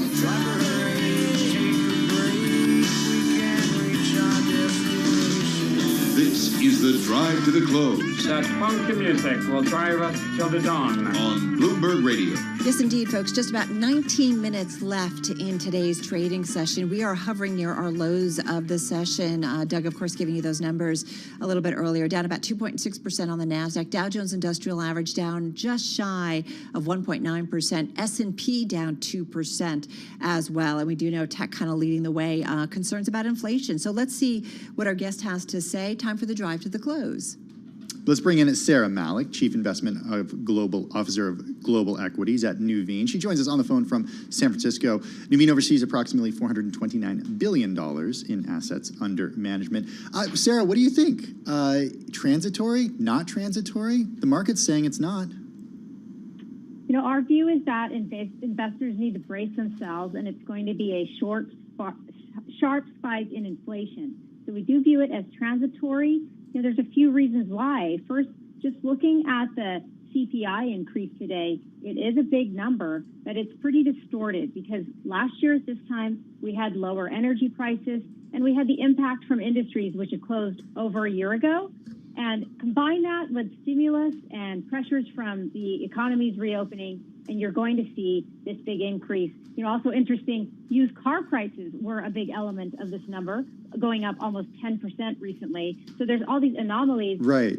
Higher air for hotel rates that are pushing up this number just for the short period. So are used cars, is that tied more toward a reflationary trade here, a reflationary element, the economy opening up, or is it tied more to chip shortage and the fact that newer cars may be harder to come by because of the lack of chips, or a little bit of both? I think it's a little bit of both. You know, chip shortages are definitely impacting new car manufacturing. That's going to be an issue for a while. But also it's just people going back to traveling, more private automobile travel. And all of that combined, you know, I think it will continue to surprise investors on the upside and cause volatility for the market. And until we get clear data points on inflation starting to level out, and that will likely take a few months, the markets are going to be volatile and probably somewhat in this defensive mode until we can put that inflation scare behind us. Right, Sarah. I mean, how much of what's happening is what we expected? An economic recovery, lots of stimulus. We expected, just as the economy fell off a cliff 1 year ago, or a little bit more than 1 year ago, you know, it is bouncing back with a vengeance. And you understand, it's very clear why this has happened. You talk about it's going to take a few months before we know whether or not this is indeed transitory or something more significant. How long? What's your timeline? When do you say, what's the data point or series of data points that you say, okay, this is something different? So I think what's unexpected here is the magnitude of the quick recovery and the spike in inflation, and that is what's worrying investors. You know, two things that we're watching is, one, will the Fed be able to resist tighter policy given this higher short-term inflation bump?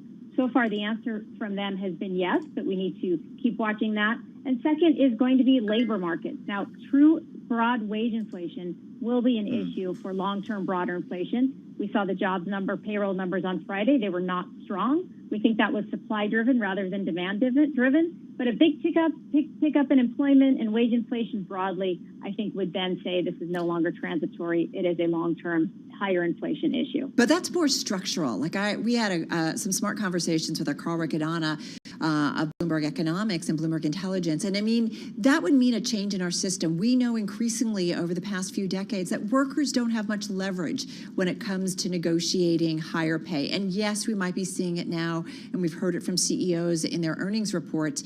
But I mean, longer term, do you anticipate that structurally something has changed with, you know, wage pressure and the ability of workers to really demand higher wages? Because it really hasn't been that way for the last decade. We don't see that as being a structural issue, which is why we are landing in the transitory camp when it comes to inflation. Sharp spike, but not a consistent rise. We think there will be wage pressure, though, in certain industries that are reopening quickly, like in services and hospitality. All right, so how do you invest in this market? Like, do you look at some of the tech names that are getting beaten up at this point and you say, okay, they're a little bit cheaper. They're a lot cheaper than they were a few weeks ago. Is that opportunities? How do you invest in this environment?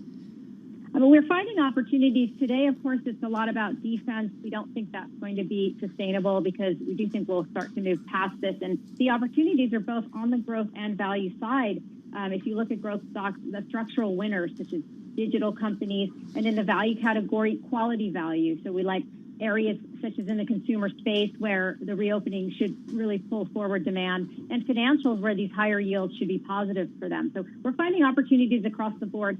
While there might be some more downside in technology, we do think that that is an interesting area to start picking your names that are on sale. What kind of downside in technology are we talking here?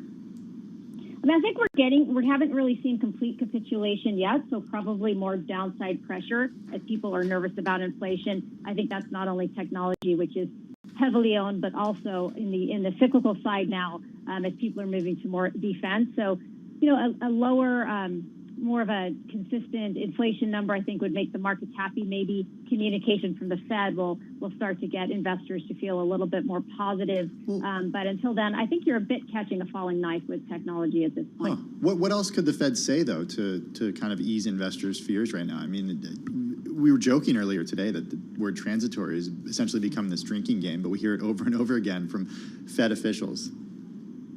I think it's consistent communication from the Fed. They have to just be consistent, talking about inflation being something that they can be patient with, perhaps talking about these short-term drivers of inflation and how those are going to happen for a period of months but not be consistent. And hearing more and transparent communication from them, I think, will help the markets calm their fears. So the NASDAQ 100, Sarah, is down about almost 7%, 6.8% to be exact, from the April 29th high. And that really was kind of a metric for a lot of the big tech names. Would you say that 10% would be more likely before you'd start maybe looking at some of these names? Or are you anticipating that falling knife, the tech falling knife, is going to go even deeper? And I would say once we get to about the 10% level, it becomes broadly interesting. But also for us, it's some of these higher quality, large cap technology companies already start to look good, like an Alphabet, where they have strong digital trends, advertising trends, not too expensive. So this is the large liquid technology companies is somewhere we'd already be looking. And then more broadly, the NASDAQ could recover after a few more percentage point drop. What about just thinking of year end here? I mean, here we are at a point where we're only 5 months into the year, but what's a realistic way for us to think about how you're thinking, and not necessarily long term, but for the rest of 2021? I mean, what do you see markets doing? Well, we came out at the beginning of this year with a mildly bullish outlook and an S&P target of about 4,050. So we have been moving into that trading range type of view recently after earnings were so strong. We see earnings growth peaking in the second quarter, and the market's going to have to get over that inflection point. So it is going to be more challenging from here for the markets to move a lot higher, especially as we go through inflation. So we could see definitely a trading range or even some downside over the summer, and then picking up from there as people start to calm down about the inflation risk. Well, sorry, what was your year-end target for the S&P this year? 4,050. And we're at 4,068 right now. Yeah, so we think, a lot of the upside has been priced in for this year, but if we did get somewhat of a correction, going forward as people worry about inflation, then I think we could reset that bar, get earnings growth going forward, and that'll drive the markets higher again. Sarah, you can invest around the globe. Which are the most interesting global opportunities right now? We're warming up on emerging markets. We've been long-term fans, but we're concerned about the unfortunate, inability to roll out the vaccines as fast as possible. We do think that they will catch up in that strong structural growth story, particularly in the areas that have lagged, like Latin America, Brazil. That could be interesting because they are cheaper markets. Other areas that we like are China. We don't think China is too expensive given their growth rates. And within the U.S., we're looking selectively at areas that have a lot of tailwinds, like consumer stocks. We mentioned financials and small caps, which would be levered to this reopening and inflation that we're seeing. Small caps in the U.S. or globally? In the U.S. Yeah, because they were on just such a tear. We've seen, maybe a little bit of some movement in terms of a pullback as of late. But you consider that as the economy reopens, that makes a lot of sense. Yeah, if you look at small caps, they're at almost 2-decade lows in terms of valuations. But of course, we need a catalyst to go along with a valuation story. And higher inflation, higher yields, and the reopening should be the catalyst to get small cap valuations to somewhat catch up and revert to the mean. Hey, I want to go back to last week and the economic data that we got on Friday, the jobs report. You said it was more of a supply issue than a demand issue. But did that catch you off guard the same way that it caught economists off guard who were expecting 1 million jobs? I mean, definitely. We were more in the camp that it would be a strong payroll market going into the summer, starting with last Friday. I think when the number came in much lower than even we expected, we do look at it. It was not a demand issue. If it was a demand issue, we would have been much more concerned, more just of an issue of, supply, logistically, these businesses reopening, getting people back to work. It's more of a blip for us and growing pains than a long-term issue in terms of sign of poor economic growth. What's the role of fixed income in a portfolio right now? I mean, I think, diversification is always important. And, in a higher rate environment, we need to be, more selective in fixed income. But, we're finding areas of attractiveness, emerging markets, again, from a fixed income point of view, with a flat to weaker dollar, which we expect going forward. We think that that would be an interesting area for investors to look at with somewhat higher returns.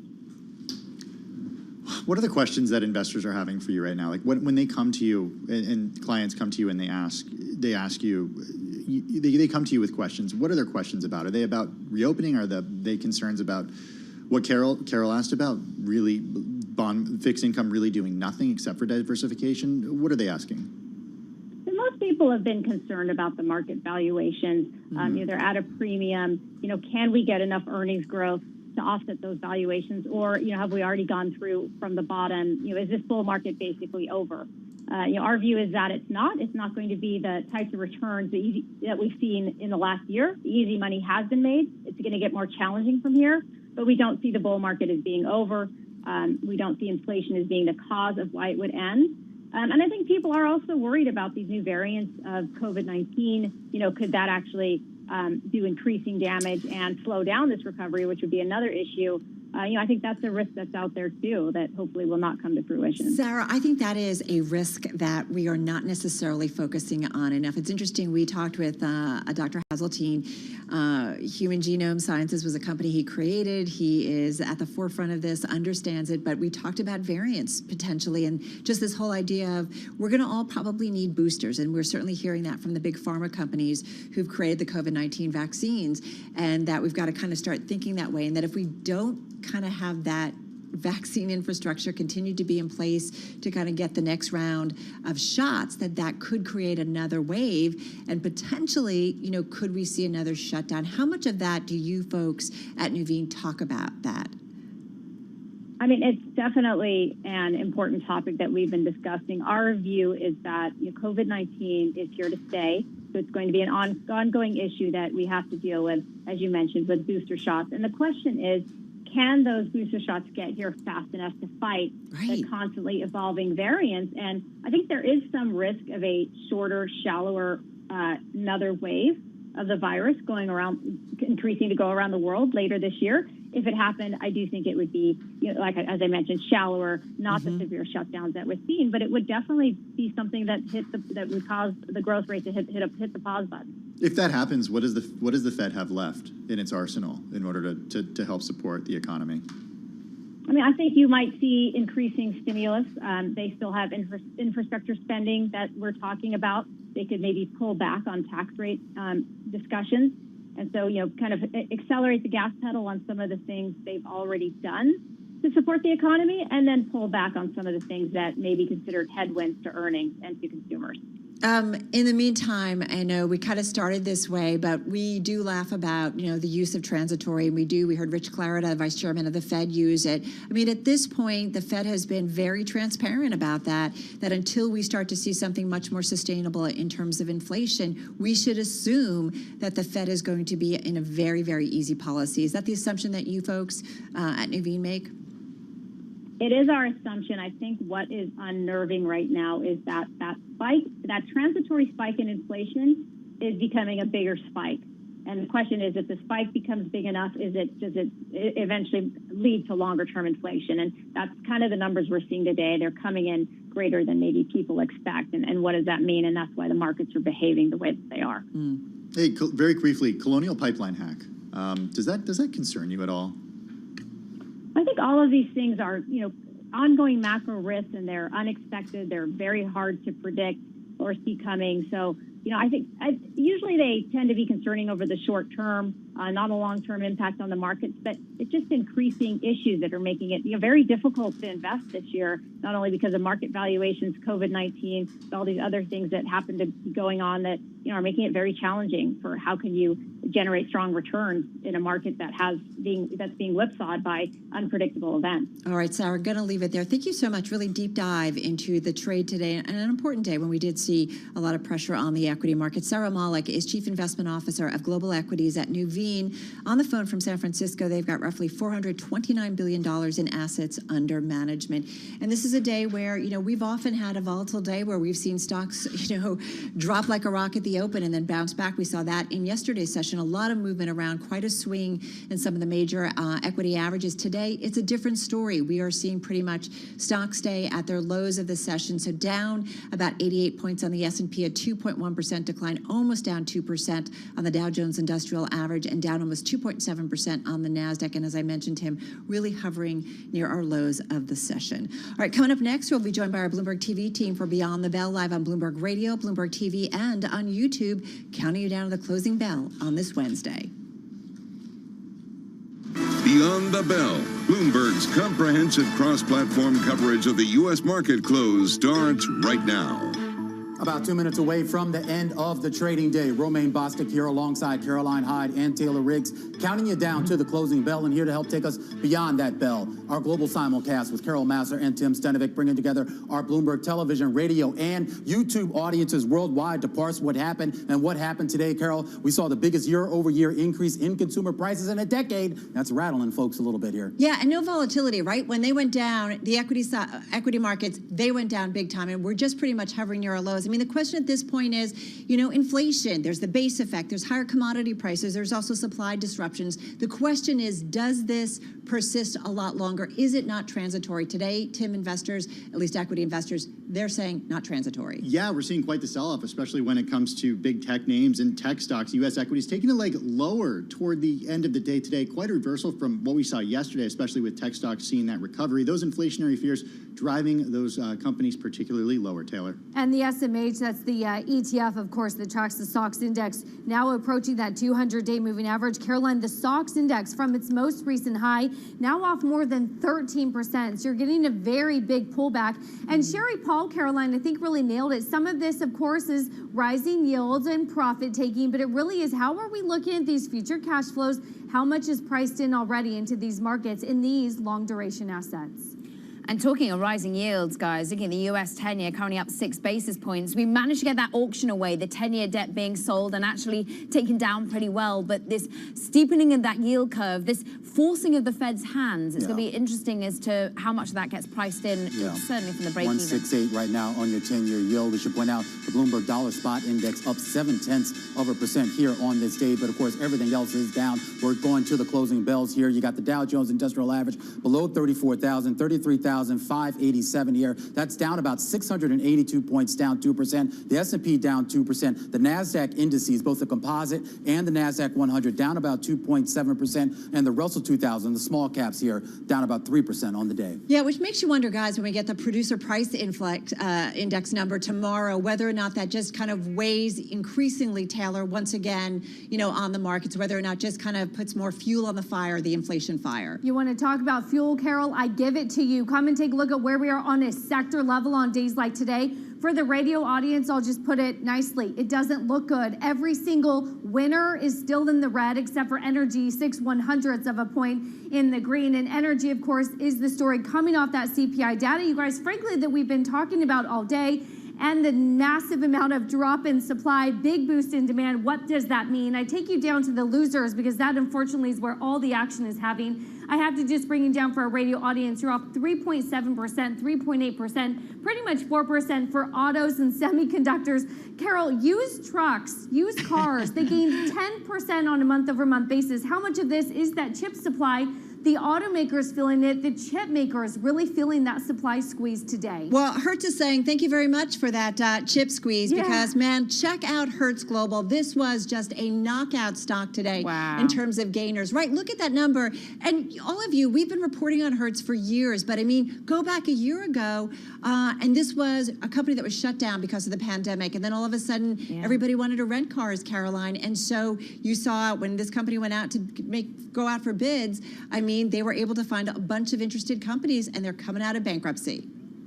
Retail wins out, hey, suddenly, Carol. I mean, all those diamond hands there in Hertz managed to actually sort of be the last laugh to a certain extent, if they bought at the right price, Tim. Yeah, that's true. I mean, look, I think at the end of the day, it takes you back to last summer and thinking about kind of the beginning of meme stocks and the beginning of the way that Robinhood traders got involved. And that's really was one of the names was Hertz. And who would have thought that they would come out with this outcome?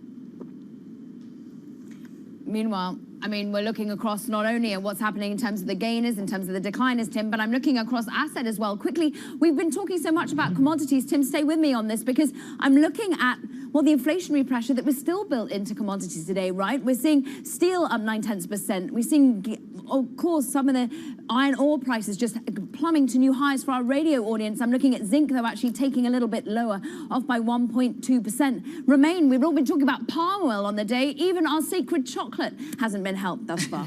Yeah, I mean, obviously you guys keeping an eye on palm oil. We should really go back to some of these major indices here because the declines that we saw, you were talking about it just a second ago here, Taylor, here about those chip stocks. Yep. Seeing the Philadelphia Semiconductor Index down 4%. Not only do you got the S&P falling the most since February, but you got a lot of these indices closing now below a lot of those key technical averages. The NASDAQ Biotech Index, which of course was the high flyer, that's below the 200-day. First time we've seen that in more than a year. Apple, a stock that we've been keeping an eye on, that also touching its 200-day moving average. Right now, kissing that at the close. First time we've seen that since April of 2020. And you mentioned there, of course, the chip makers. If you're down 13% from a recent high, that is more than a 10% level. When we talk about big, significant corrections and pullbacks, we'll highlight yields, of course, because this really was the story as we think about, Carol, the CPI data that we got this morning. Right. What does it mean in terms of how we reevaluate some of these valuations? Yields, though, and this is an important point, rising on the day. So this is a bet on future growth, future inflation. Yields are rising faster than maybe people thought. Carol, this isn't a risk-off day where everyone gets nervous and panics. Why didn't we see a bigger move here in the Treasury market today, though? Well, that 170 level has been a key resistance level on the overhead, Carol. And I think that traders are trying to figure out, do we believe the Fed, or is the market pushing back on that Fed narrative for a little bit? I mean, it does feel like to some extent what we're seeing in the Treasury trade pretty orderly. And this is, I think, Tim, it plays into this whole idea that we knew the economy was going to be reopening. It's pretty steep, though, in terms of some of these numbers. And certainly when we get an inflation number like we got today, it's just a reminder that we fell off a cliff a year ago, but we are bouncing back pretty dramatically. We are. And look, Michael McKee was on our show earlier today. He was on Bloomberg TV earlier today. And he made the point of saying, hey, basically, don't read too much into these numbers because of they're essentially reflationary. I mean, you mentioned used cars. You mentioned also rental car companies. This is a sign that the economy is reopening. The thing to watch, guys, it's wage inflation. Yeah, not just Mike McKee as well, talking to that point, but Rich Clarida, of course, happened to be speaking at the most permanent moment. And we can actually listen in to what, of course, Clarida of the Federal Reserve, the vice chair there, was saying in terms of, well, he was surprised, but he's not worried. Take a listen. Readings on inflation on a year-over-year basis have recently increased and are likely to rise somewhat further before moderating later this year. Under my baseline, I expect inflation to return to or perhaps run somewhat above our 2% longer run goal in 2022 and 2023. Romain, you have the tweet of the day for me. What is transitory? Yeah. You always have the tweet of the day for me, but what today in particular? I thought you were going to talk about the appearance of Bootsy Collins on our air. Congratulations to that. Key milestone here for Bloomberg News. But in all seriousness, there's a disconnect here between what we're seeing in the equity market and what we're seeing in the bond market. Clarida hits the point really well. You heard similar comments from Raphael Bostic, and you saw that reflected in sort of the muted response, not only with regards to what we saw in Treasury yields, but remember, break-evens really didn't go up, at least the long-term break-evens didn't really accelerate to the extent that some people would have thought. Yet this is then a day here where you have one of the worst days here for equities that we've seen in months, in some cases, in certain sectors, in over a year. You want to talk about what was selling off into the close, Romaine, as we continue to get more headlines from the fundamentals. It was Sonos, of course, which is coming out with earnings. They are now jumping almost 6% after boosting their full year guidance. Caroline, we have second quarter revenue well above expectations, $333 million versus estimates of lower than $250. On the bottom line, 12 cents versus a loss that was expected of 48 cents. So you are seeing an improvement on the bottom line. Adjusted EPS as well. So you're really getting that forward guidance that looks much better than expected. That is a theme that we continue to see. All right. Also watching Bumble in the after hours because swiping right investors. The stock's up almost 8% here. Nice. Went public in February of this year. First quarter EPS, we're looking at $1.69. First quarter revenue, Caroline, coming in a little bit above expectations, $170.7 million, $164.5. Also giving an outlook, fiscal year revenue of $724 million to $734 million. That's above their earlier estimate of $716 million to $726 million. First quarter paying users, 2.8 million. So people may be getting back to dating. Yeah, it was the summer of love. That's what Match said last week. And it seems as though Whitney Wolf Heard, of course, a female-led business, recently went public with Bumble, saying the same sort of thing. Vroom, we have got to talk about second-hand cars today. It speaks into our inflation story. Vroom coming out with its first quarter revenue, $591 million. Just ever so slight, well, actually a significant beat over the $517 million that was estimated. Adjusted loss per share, 57 cents. The estimate was for higher than that. And they see their second quarter revenue at 618 to 640 million. That is better than estimates overall remain. So we push higher by, wow, 12%. Yeah, and the expectations were pretty low for that company, particularly with some of the price pressures that we see in the used car market. And you talk about inflationary pressures. That's where you saw it. It was interesting. You had Carvana report last week. They actually were getting hurt by that. Apparently, Vroom doing a little bit better. All right, guys, we're going to leave it there. That's going to do it for our cross-platform coverage on Bloomberg Radio, Bloomberg TV, and on YouTube. We'll see you again tomorrow, same time, same place.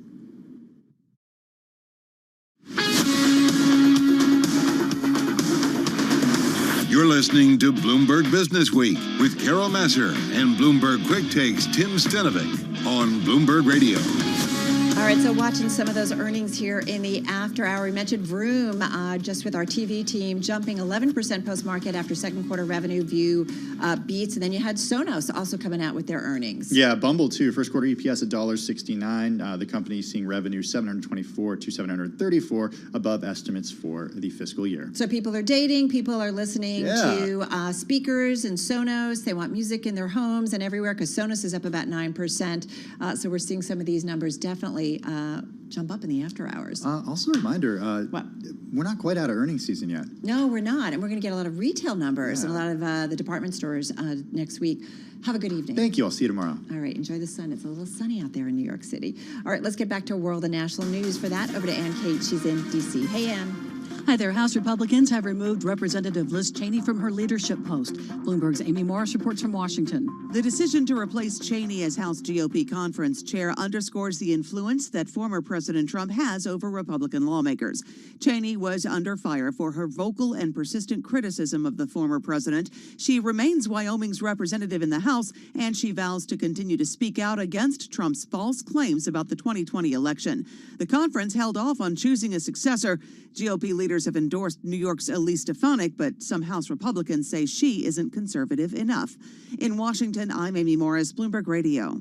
State and federal officials are scrambling to find alternate routes to deliver gasoline in the Southeast. A hack of the nation's largest fuel pipeline has led to panic buying that contributed to more than 1,000 gas stations running out of fuel. There is no gasoline shortage, but if the pipeline shutdown continues past this weekend, it could create broader fuel disruptions. The Colonial Pipeline, which delivers about 45% of what gasoline is consumed on the East Coast, was hit last week with a cyber attack. The national average price for a gallon of gasoline ticked above $3 for the first time since 2016.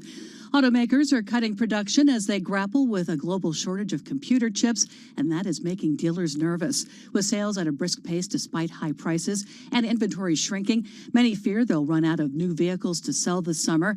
They're buying up used cars with hopes of selling them to make money until production production returns to normal, but no one is sure when that is going to happen. Global news, 24 hours a day, on air and on Bloomberg Quick Take, powered by more than 2,700 journalists and analysts in more than 120 countries. I'm Ann Cates. This is Bloomberg. All right, Ann, thank you so much. You're listening to Bloomberg Business Week. Carol Masser, and joining me right now is Doug Krisner. And Doug, interesting story on the Bloomberg. It has to do with waiters, and apparently they're rejecting some signing bonuses. And we know, we've been talking to a bunch of folks in the restaurant industry, John Taffer, who does the show Bar Rescue, just saying that restaurant owners are having a hard time getting workers to come back. Yeah, you know, if they try to desperately reopen to full capacity, right? And then I know in some cases local governments are also applying pressure on these restaurateurs to do just that.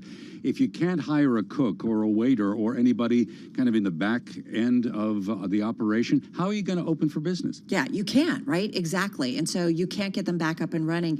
This story specifically by Leslie Patton for Bloomberg Business Week talks about a chef, Dan Jacobs. His restaurant's well known. He's offering $40,000 a year salaries, Doug, $20 an hour for part-timers. He's begging on Craigslist. He's even scouting people who've served time in prison, and no luck, he says. That's amazing. You know, and it comes after the launch of President Biden's restaurant revitalization fund. I guess the announcement was made last week, a whopping $28.6 billion.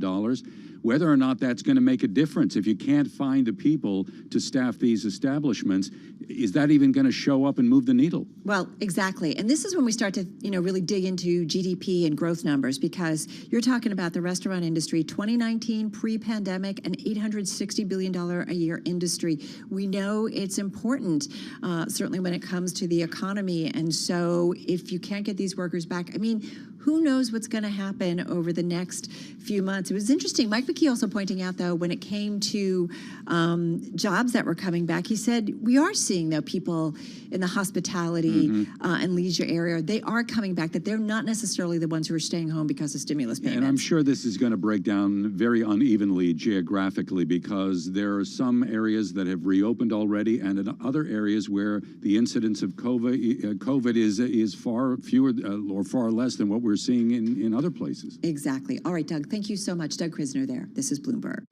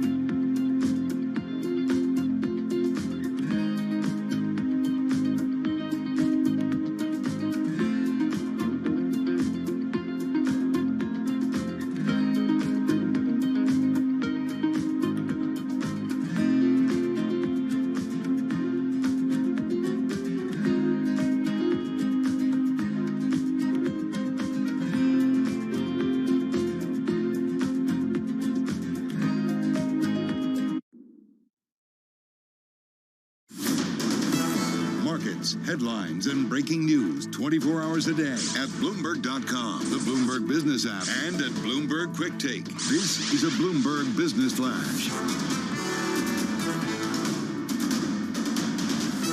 We had some earnings news after the bell. Sonos boosting its full-year revenue forecast. The latest results beat estimates as well. The stock is up about 18% right now in the late New York session. After a day that we had quite a bit of weakness in the equity market, really feeling the impact of this hot reading on retail inflation with CPI up 0.8% last month. That's month over month, much above forecast. In fact, it's the biggest monthly increase we've seen since about 2009. So it wouldn't surprise you to learn that long-term interest rates were up today quite a bit. 10-year Treasury rises more than 7 basis points. We were at 169 in late New York trade. Now, if you look at the equity market, the Dow today down nearly 2%, S&P 500 off just about 2.2%, NASDAQ comp slumps about 2.7%. We heard from the advisors at the CDC, and they are backing the use of Pfizer's COVID vaccine in adolescents. Today, in the regular session, Pfizer shares were up about 1%. Quite a bit of dollar strength as we get set for trading in Asia. Right now, the Bloomberg Dollar Spot Index is ahead by 0.7%. I'm Doug Krisner. That is your Bloomberg Business Flash. All right, appreciate that update. Doug Krisner there with the Bloomberg Business News Flash. So we get a big economic data point on Friday. We're talking about retail sales for the month of April. And our next guest has a front row seat when it comes to consumer spending. So great to have back with us Julie Bornstein. She is founder and CEO of the shopping app. It's called The Yes. She launched it just about 1 year ago.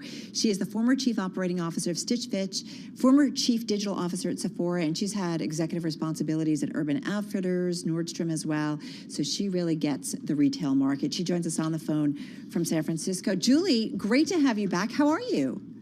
I'm good. Nice to talk to you, Carol. Thanks for having me. So tell me about the past year since you guys launched, how things are going.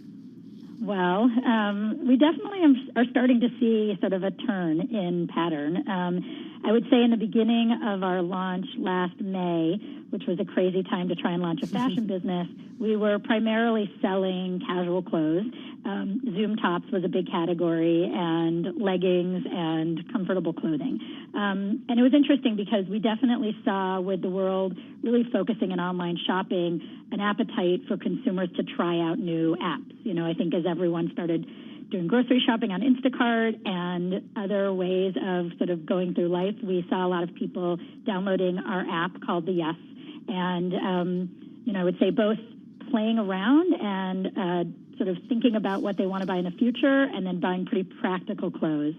But we started to see some light at the end of the tunnel of the COVID pandemic in the thought that people are starting to buy for going out. So we're seeing some occasion categories like dresses and heels and some other interesting trends. How much are they buying, and how much do you think has also been impacted as a result of the stimulus payments? How much has that given kind of maybe a boost to some of the business at the Yes?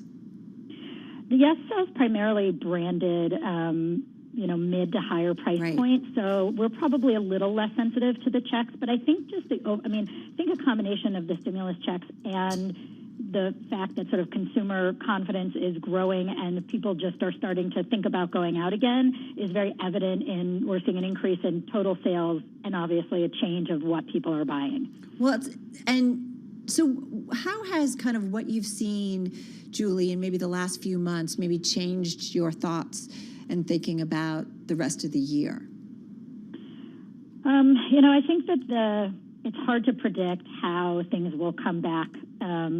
And I think it's going to be a slow, steady return, especially in fashion. If you kind of look at historical trends, you know, it takes a little while for things to come back. And it also, I think there's sort of this combination of you have sort of this money that you haven't spent in this category.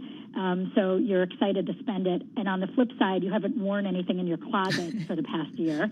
And so, you know, I think, and then the things that you have bought, you kind of want to burn because you've been wearing, but you have gotten used to wearing comfortable things. So I think there are a number of interesting dynamics at play, and we're seeing a little bit all of it play out.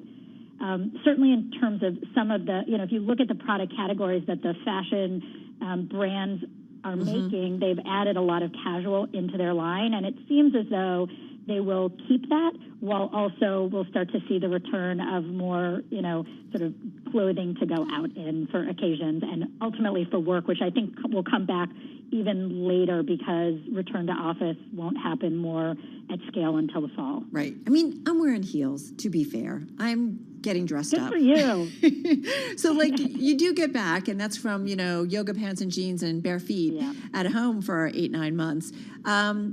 Is there anything, you were just talking about kind of how people are adapting some of their lines to include some of that, casual wear, but is there anything from the pandemic in terms of how we shopped or how we looked at the stuff we owned, how that stays with us post-pandemic? Yeah, I mean, I think two of the sort of trends that I think will stick is, we saw a step function change in the amount of purchasing online. And so, there's been a steady growth in online purchasing. I've been in online retail for 20 years, and, you've seen a very steady rise. But I think we saw a step change function this year that will continue, meaning that we've increased the trend, and now we will sort of continue to grow off of that new trend. And so... Wait, what do you mean? Do you mean that we were shopping online, but now we're doing it even more? Yes, so we were shopping online. Yeah. It grew probably 5 years of growth rate in this past year. And I think the new level it's at will remain, and we will continue to grow from there. And so I think the movement to shopping online, really across all categories, is been a change and a trend that will continue as a result of this past year. And so I think it's just more share moving online. Hey, just got about 30 seconds left here. What are your expectations? We're going to get a big retail number on Friday. What are your expectations for the consumer for the rest of the year? And again, just got about 30 seconds. My expectations are we will continue to see rebound and growth across sort of many sectors in consumer, and we're starting to see it sort of in specific categories, and we'll see it across the board over the next 6 months. All right. We'll look forward to checking in with you again, so do stay in touch. Julie Borstein, she is founder and chief executive officer of the Yes. Julie was former chief operating officer at Stitch Fix, and she joined us on the phone from San Francisco. Really a great view when it comes to what's going on with consumers and how we are shopping. And increasingly, as she said, 5 years of digital shopping, the changing, the growth, we got it pretty much in 1 year. All right. You're listening to Bloomberg Business Week. Coming up, we're going to check in with the managing director of Zeta Venture Partners. He's got a new book out. It's about the AI first company. We're talking artificial intelligence. That's coming up right here on Bloomberg Radio.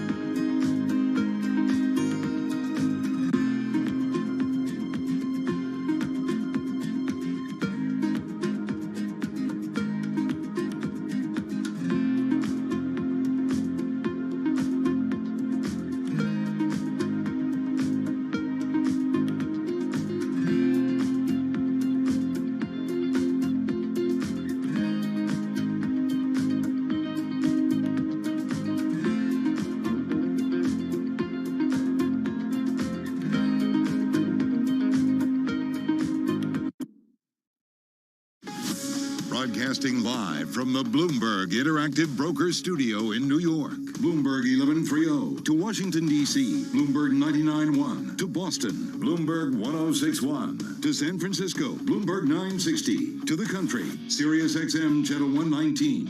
And around the globe, the Bloomberg Business app and BloombergRadio.com. This is Bloomberg Business Week. So we talk a lot about artificial intelligence, the use of algorithms, the use of data. We're talking about making decisions using real-time data. Coming up next, we're going to talk with Ash Fontana. He's got a book out called The AI First Company. We're going to find out exactly what that means and why it's important for companies going forward. First up, though, let's get to some of that news after the close and those closing numbers. Once again, here is Doug Krisner. Yeah, great stuff. Machine learning. Can't wait to hear that conversation. Thanks, Carol. The equity market today was on the defensive through the entire session after a very hot reading on retail inflation. CPI in the month of April up 0.8%.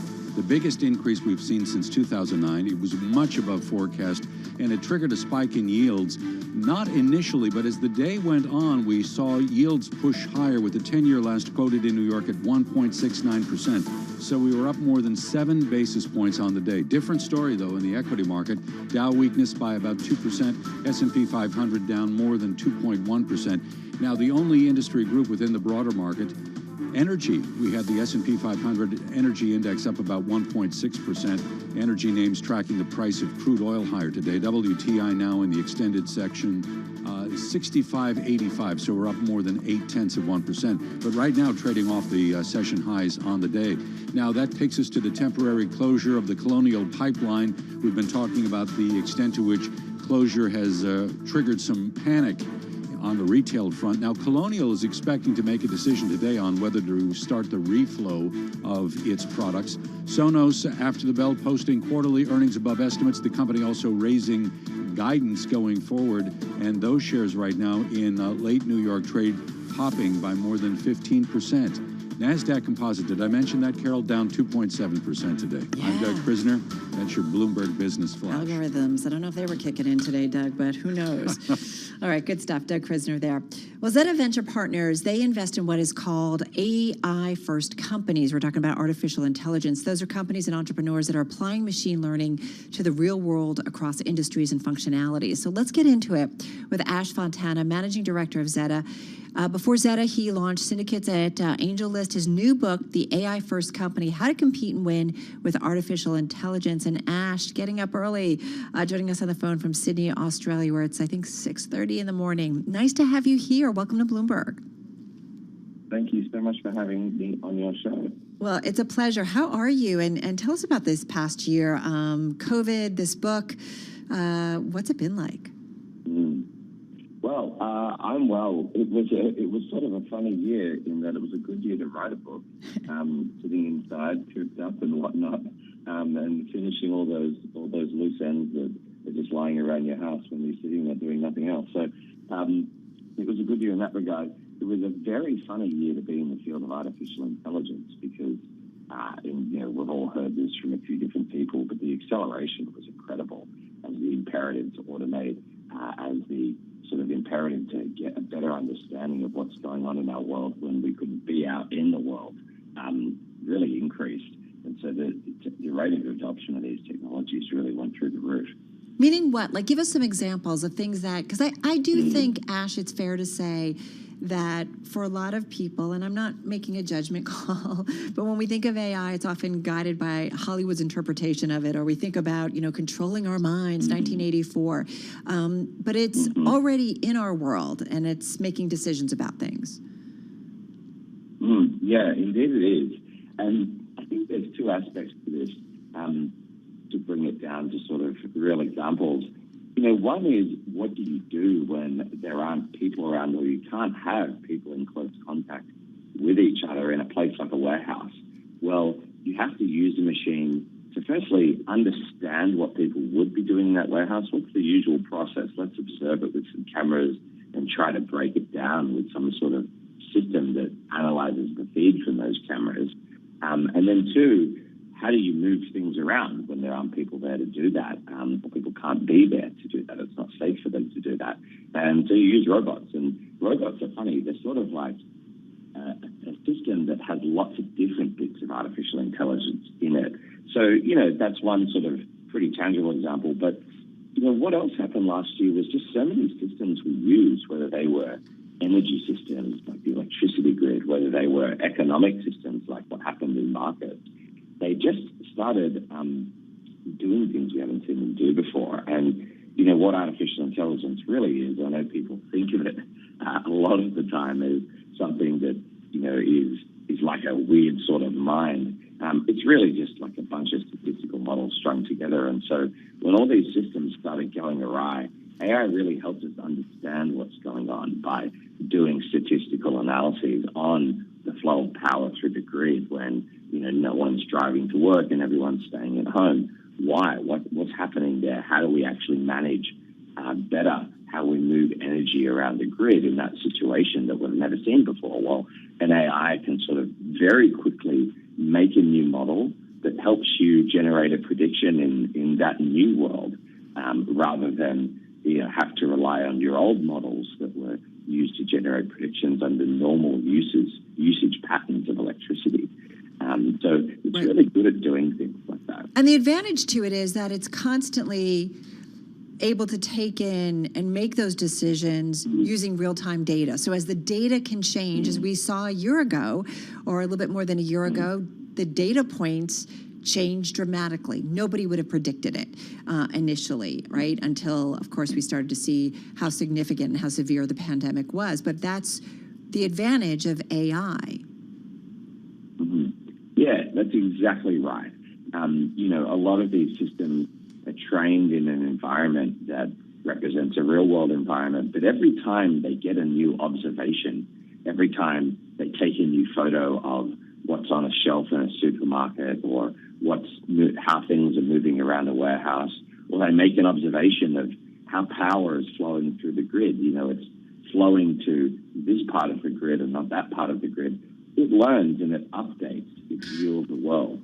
Now, we do that too as humans, of course. We're always updating our view of the world, but, we're actually very hesitant to update our view of the world because we like being able to make decisions quickly based on instinct, and that requires having very solid models of the world. Whereas AIs don't sort of have that bias. They don't have that recency bias, so to speak, and they don't have that need to be super intuitive about things. So they're updating their view of the world very, very quickly, and that can be really helpful in so many situations. Provided the data that's put into them is not full of bias as well. But we're going to continue this conversation. I got to do a little bit of news, Ash, but let's come back because I am interested in these AI-first companies, who they are, what you are investing in at Zeta, and get a little bit more background on that. We're going to come back with Ash Fontana, Managing Director of Zeta Venture Partners, and his book that's just out, The AI-First Company, How to Compete and Win with Artificial Intelligence. In the meantime, back to World and National News and back to Ann Kate. She's in our 99.1 newsroom in the nation's capital. Hi, Ann. Hi there. The Biden administration is working to keep the fuel flowing as prices spike. Officials are laying out plans to address transportation issues and price pressures after ransom-seeking hackers last week shut down the Colonial Pipeline. The closed pipeline delivers about 45% of the gas on the East Coast. Because of panic buying by drivers, some gas stations have run out of fuel. GasBuddy.com says that 28% of gas stations in North Carolina were empty. Georgians were also getting squeezed, with more than 17% of stations there out of gas. In Virginia, 17% of gas stations were out. Moves by Apple and Google that make it harder for brands to track billions of consumers are creating an opportunity. Bloomberg's Renita Young reports. Google is phasing out third-party online tracking cookies, and Apple is requiring app owners to ask for explicit permission to track users across other companies' apps. These changes make it harder for companies to follow our every move online. So marketers are planning new ways for brands to find out what consumers are doing and pitch products to them. Now, it won't threaten the tech giant's status as gatekeepers to billions of consumers, yet it's an opportunity for ad agency groups to reassert their relevance.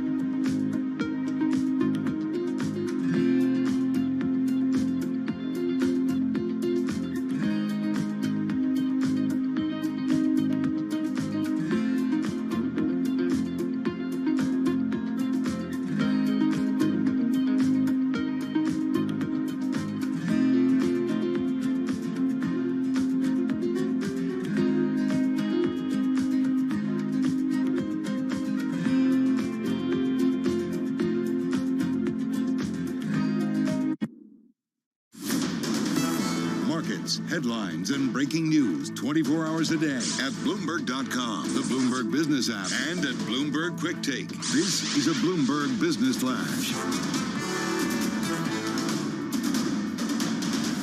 There wasn't a lot of appetite for risk today, given a very hot reading on retail inflation. CPI in the month of April was up 0.8%, much above market forecast. That sent long-term interest rates higher. Not initially. The bond market had a pretty tame reaction at the 8:30 Wall Street time when the numbers were released. But as the day went on, we saw money coming out of equities and into the bond market. 10-year Treasury picks up about 7 basis points on the day. Last quoted in New York at just under 1.69%. In the equity market, Dow weakness by about 2%. The S&P 500 weaker by nearly 2.2%. Of the 11 industry groups within the S&P 500, energy, the only group with any positivity, and that was largely because of a rally in crude oil. Having said that, crude did finish off session highs. Right now in the electronic session, 65.75. The gain is about 0.8%. Oh, by the way, NASDAQ Composite today, where there was a lot of mega cap tech damage, the index was down about 2.7%. The dating app Bumble reported surprisingly strong revenue figures for the first quarter after the bell. Sales up 43% from last year. The stock popped for a while in late trading. However, Bumble shares down now by about 0.6%. And the temporary closure of the Colonial Pipeline has, as we know, created some panic buying on the retail front. This afternoon, President Biden said there should be some good news on the pipeline in the next 24 hours. I'm Doug Krisner. That's your Bloomberg Business Flash. Boy, that Bumble, it was rallying initially. I wouldn't know about it at all. The app gives women the first move. Forget it. I'm done. You know, it is the 21st century. I'm just going to say, Doug Krisner. All right. Let's get back to my guest. I'm Carol Masser here in our Interactive Brokers studio. Ash Fontana is still with us, Managing Director of Zeta Venture Partners. His new book out, The AI First Company, How to Compete and Win with Artificial Intelligence, and kind enough to get up pretty early out there in Sydney, Australia. So, Ash, what is an AI First company? Because you invest in them. Yeah, an AI First company is a company that genuinely puts AI, artificial intelligence, at the start of every conversation. Conversations about who they're going to hire next. You're going to hire people that, can build these models, build these machine learning models that eventually start looking like AIs. What are you going to put your money into? You're going to put your money into acquiring valuable data. What policy concerns do you have? Are you really going to play a role in the debate around data privacy?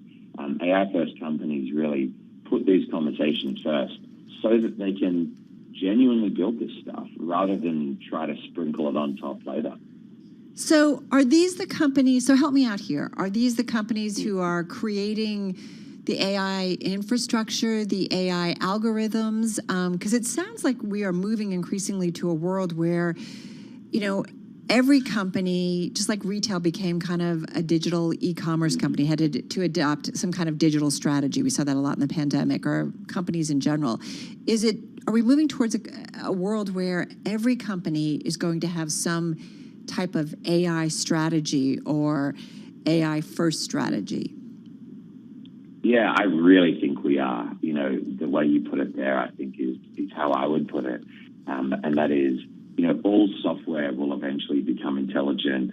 Every bit of technology that we use will have a bit of a predictive element to it. And I think what we've seen so far is a couple of really nice companies get started, like UiPath and Palantir and Cloudera, and a couple of these companies that have gone public now. They're really making the tools that let other people build AIs. They're not really AI first companies themselves. They're not building the AIs, but now that they're really well established and their products are mature, people can use them, in retail, in manufacturing, in healthcare, to build their own AIs in those fields. Combining their own experience of how things work, how diseases progress, how consumers behave, with the power of these models to get a predictive system underway. But so give me an idea, because you do have some investments, and I had been looking at your website earlier today. Tell me, what is an AI, or what are some of the AI first companies that you have invested in, and just give us an idea of what they're doing, just so that our audience and the investors that are out there, because this does sound like something that will become more popular potentially going forward. Yeah, for sure. I think a really good example is a company called Tractable. And what they do is they basically help people get back on their feet after being in a disaster, whether that's a weather disaster or having a car crash.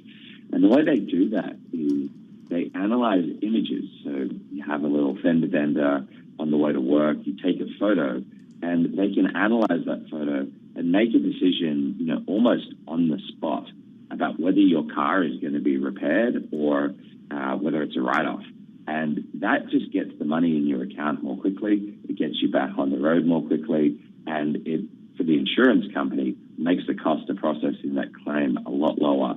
And, how was that an AI-first company? They had to, for 2 years, before they got any customers really, go and collect so much data, so many different images and different ways in which cars go through crashes and how different panels deform and whatnot, so that they could train their models to the point where they can develop a really accurate readout of the damage really quickly, just purely using computer vision and not using getting a loss adjuster or having someone come out and have a look at the car.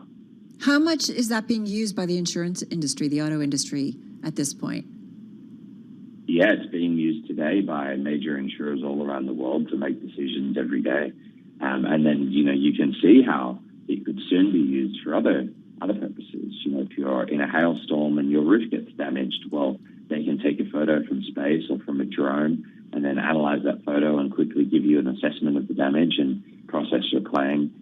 You can see how it could be used in all sorts of disaster situations. But today, dozens and dozens of the world's largest insurance companies are working with them to process claims every single day. And it's in the hands of people in their apps that they've got on their phone, their insurance company apps. One thing I do want to ask you, because when we're taking images, pictures up above, I'm thinking that there are some of our listeners or watchers on YouTube that are just saying, well, wait a minute. Okay, so now I start to get a little hinky about AI and then the privacy concerns. What are the boundaries that need to be set with these AI-first companies? Yeah, that's a great question. And, I'm all for thinking about the role of government here as being a really important one, because in a sense, as individuals, our data, my data, your data, in itself is not necessarily worth much, but as a collective, our data is worth a lot to these companies. And, we can work with government to make sure these companies respect our privacy where they need to and properly compensate people for their data when they use it. I think the EU is a real leading light here. Recently they released some legislation where they just outright banned certain applications of AI around facial recognition and whatnot. And I think there are categorically some really scary uses of it. And, we do have the power, through the legislature to ban this stuff.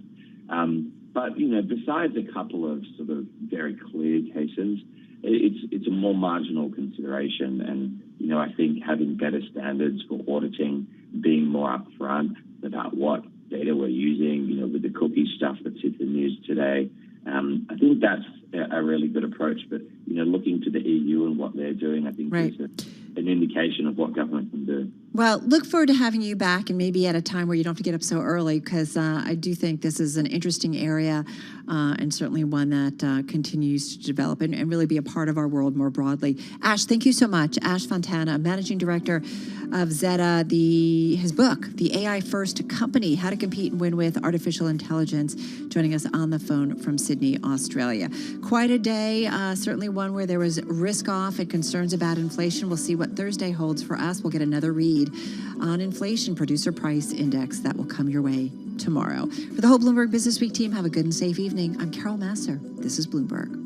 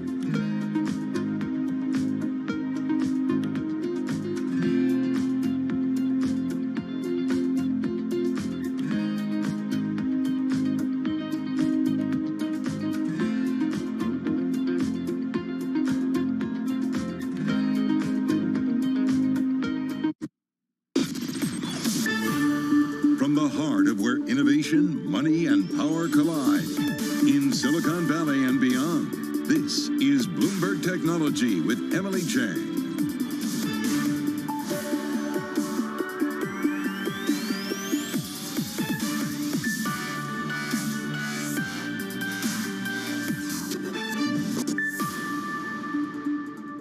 I'm Emily Chang in San Francisco, and this is Bloomberg Technology. Coming up in the next hour, gas panic. A rush on fuel is spreading from the southeastern U.S. to states like New Jersey and Pennsylvania.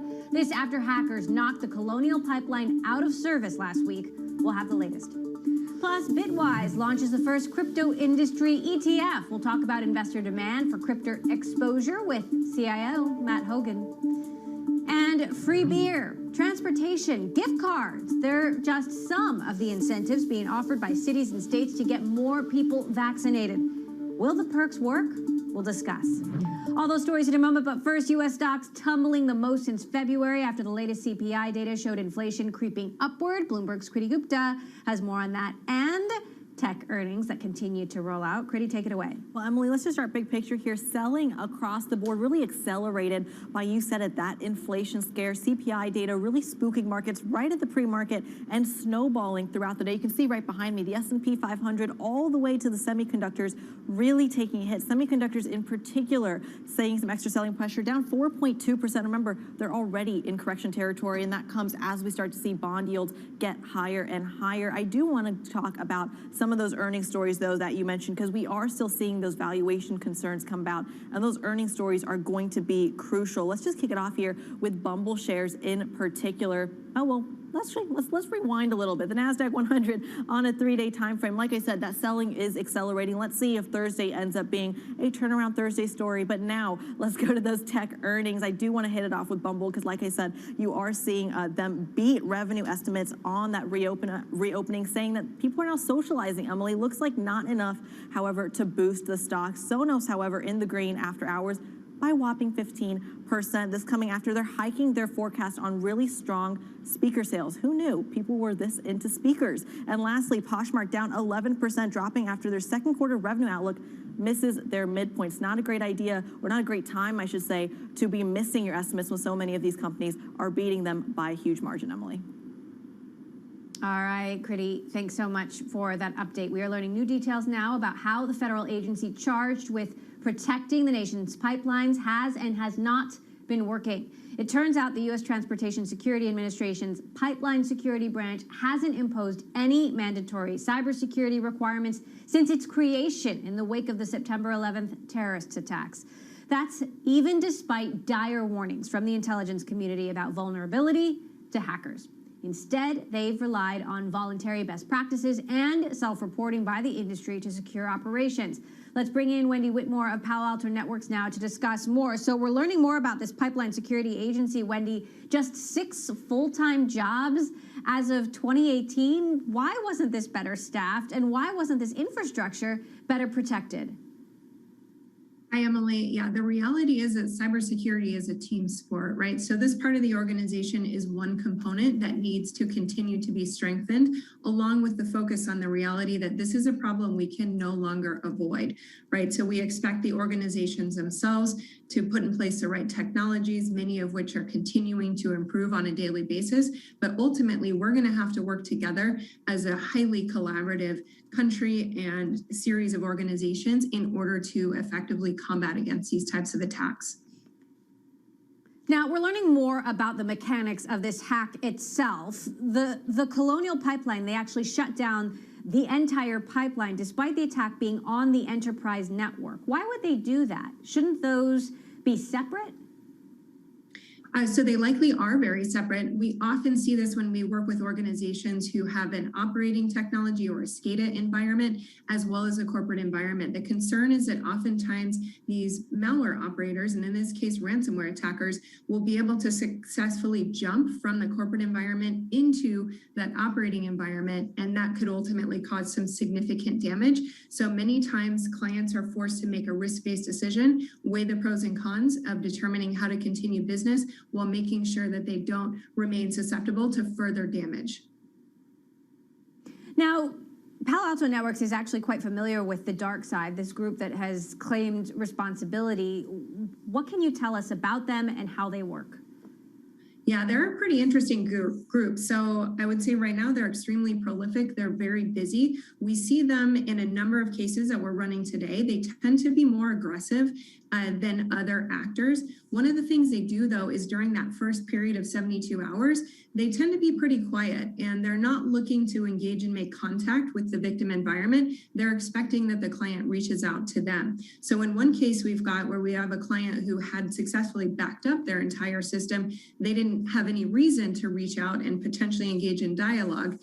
The attacker then got increasingly more frustrated. So they then increased to sending emails to certain officials within the organization. And when those weren't responded to, then they started making demands via telephone calls to the CEO, the CFO, and other high-level officials. They tend to, if their demands aren't met, then they'll move to a second stage, which we're all too familiar with, which is essentially releasing the data publicly that they have stolen from the environment. And so they're really looking to negotiate to get an economic settlement on their return. They are, I would say, more professional in terms of their code of ethics and their code of conduct, and they really almost run their organization like a business when it comes to the negotiations with victims. Well, it's so interesting. They've actually issued a press release apologizing for disrupting the pipeline itself and said that they'll plan to better vet their victims in the future. And yet here they are holding, entire fuel line for ransom. What's your sense of whether Colonial has paid that ransom? And if they don't pay that ransom, what happens next? Well, I would say, the press release certainly would be an indication of what many of us thought, which was that the dark side likely didn't want to garner this type of press attention, right? Getting the U.S. government involved in an attack is not something most of these operators want to do. They want to operate behind the scenes, negotiate quietly, and then move on to their next attack. So regarding Colonial, my guess is they're continuing to strengthening their defenses and making sure that they're well positioned to get the organization back to running operationally moving forward so that they don't have to deal with this type of situation again. But so does that mean you think they've paid or are planning to pay the ransom in order to make that happen? And then will DarkSide just get away with it? This is always a risk-based decision. We certainly never recommend to any organization that they pay the ransom, but ultimately that's going to be a risk-based decision based on the data that's been stolen and ultimately what methods they have to recover that data or get systems back online operationally. So, ideally, I would say DarkSide most likely will be looking to shift some of their operations in the sense of going behind the scenes again, moving forward, right? I imagine they're going to continue to be prolifically attacking organizations, and that really points to us the need that, again, this is such a huge problem. We need all hands on deck to solve it, and that's everything from government and multinational agencies to technology working together with the private sector to continue to improve our defenses.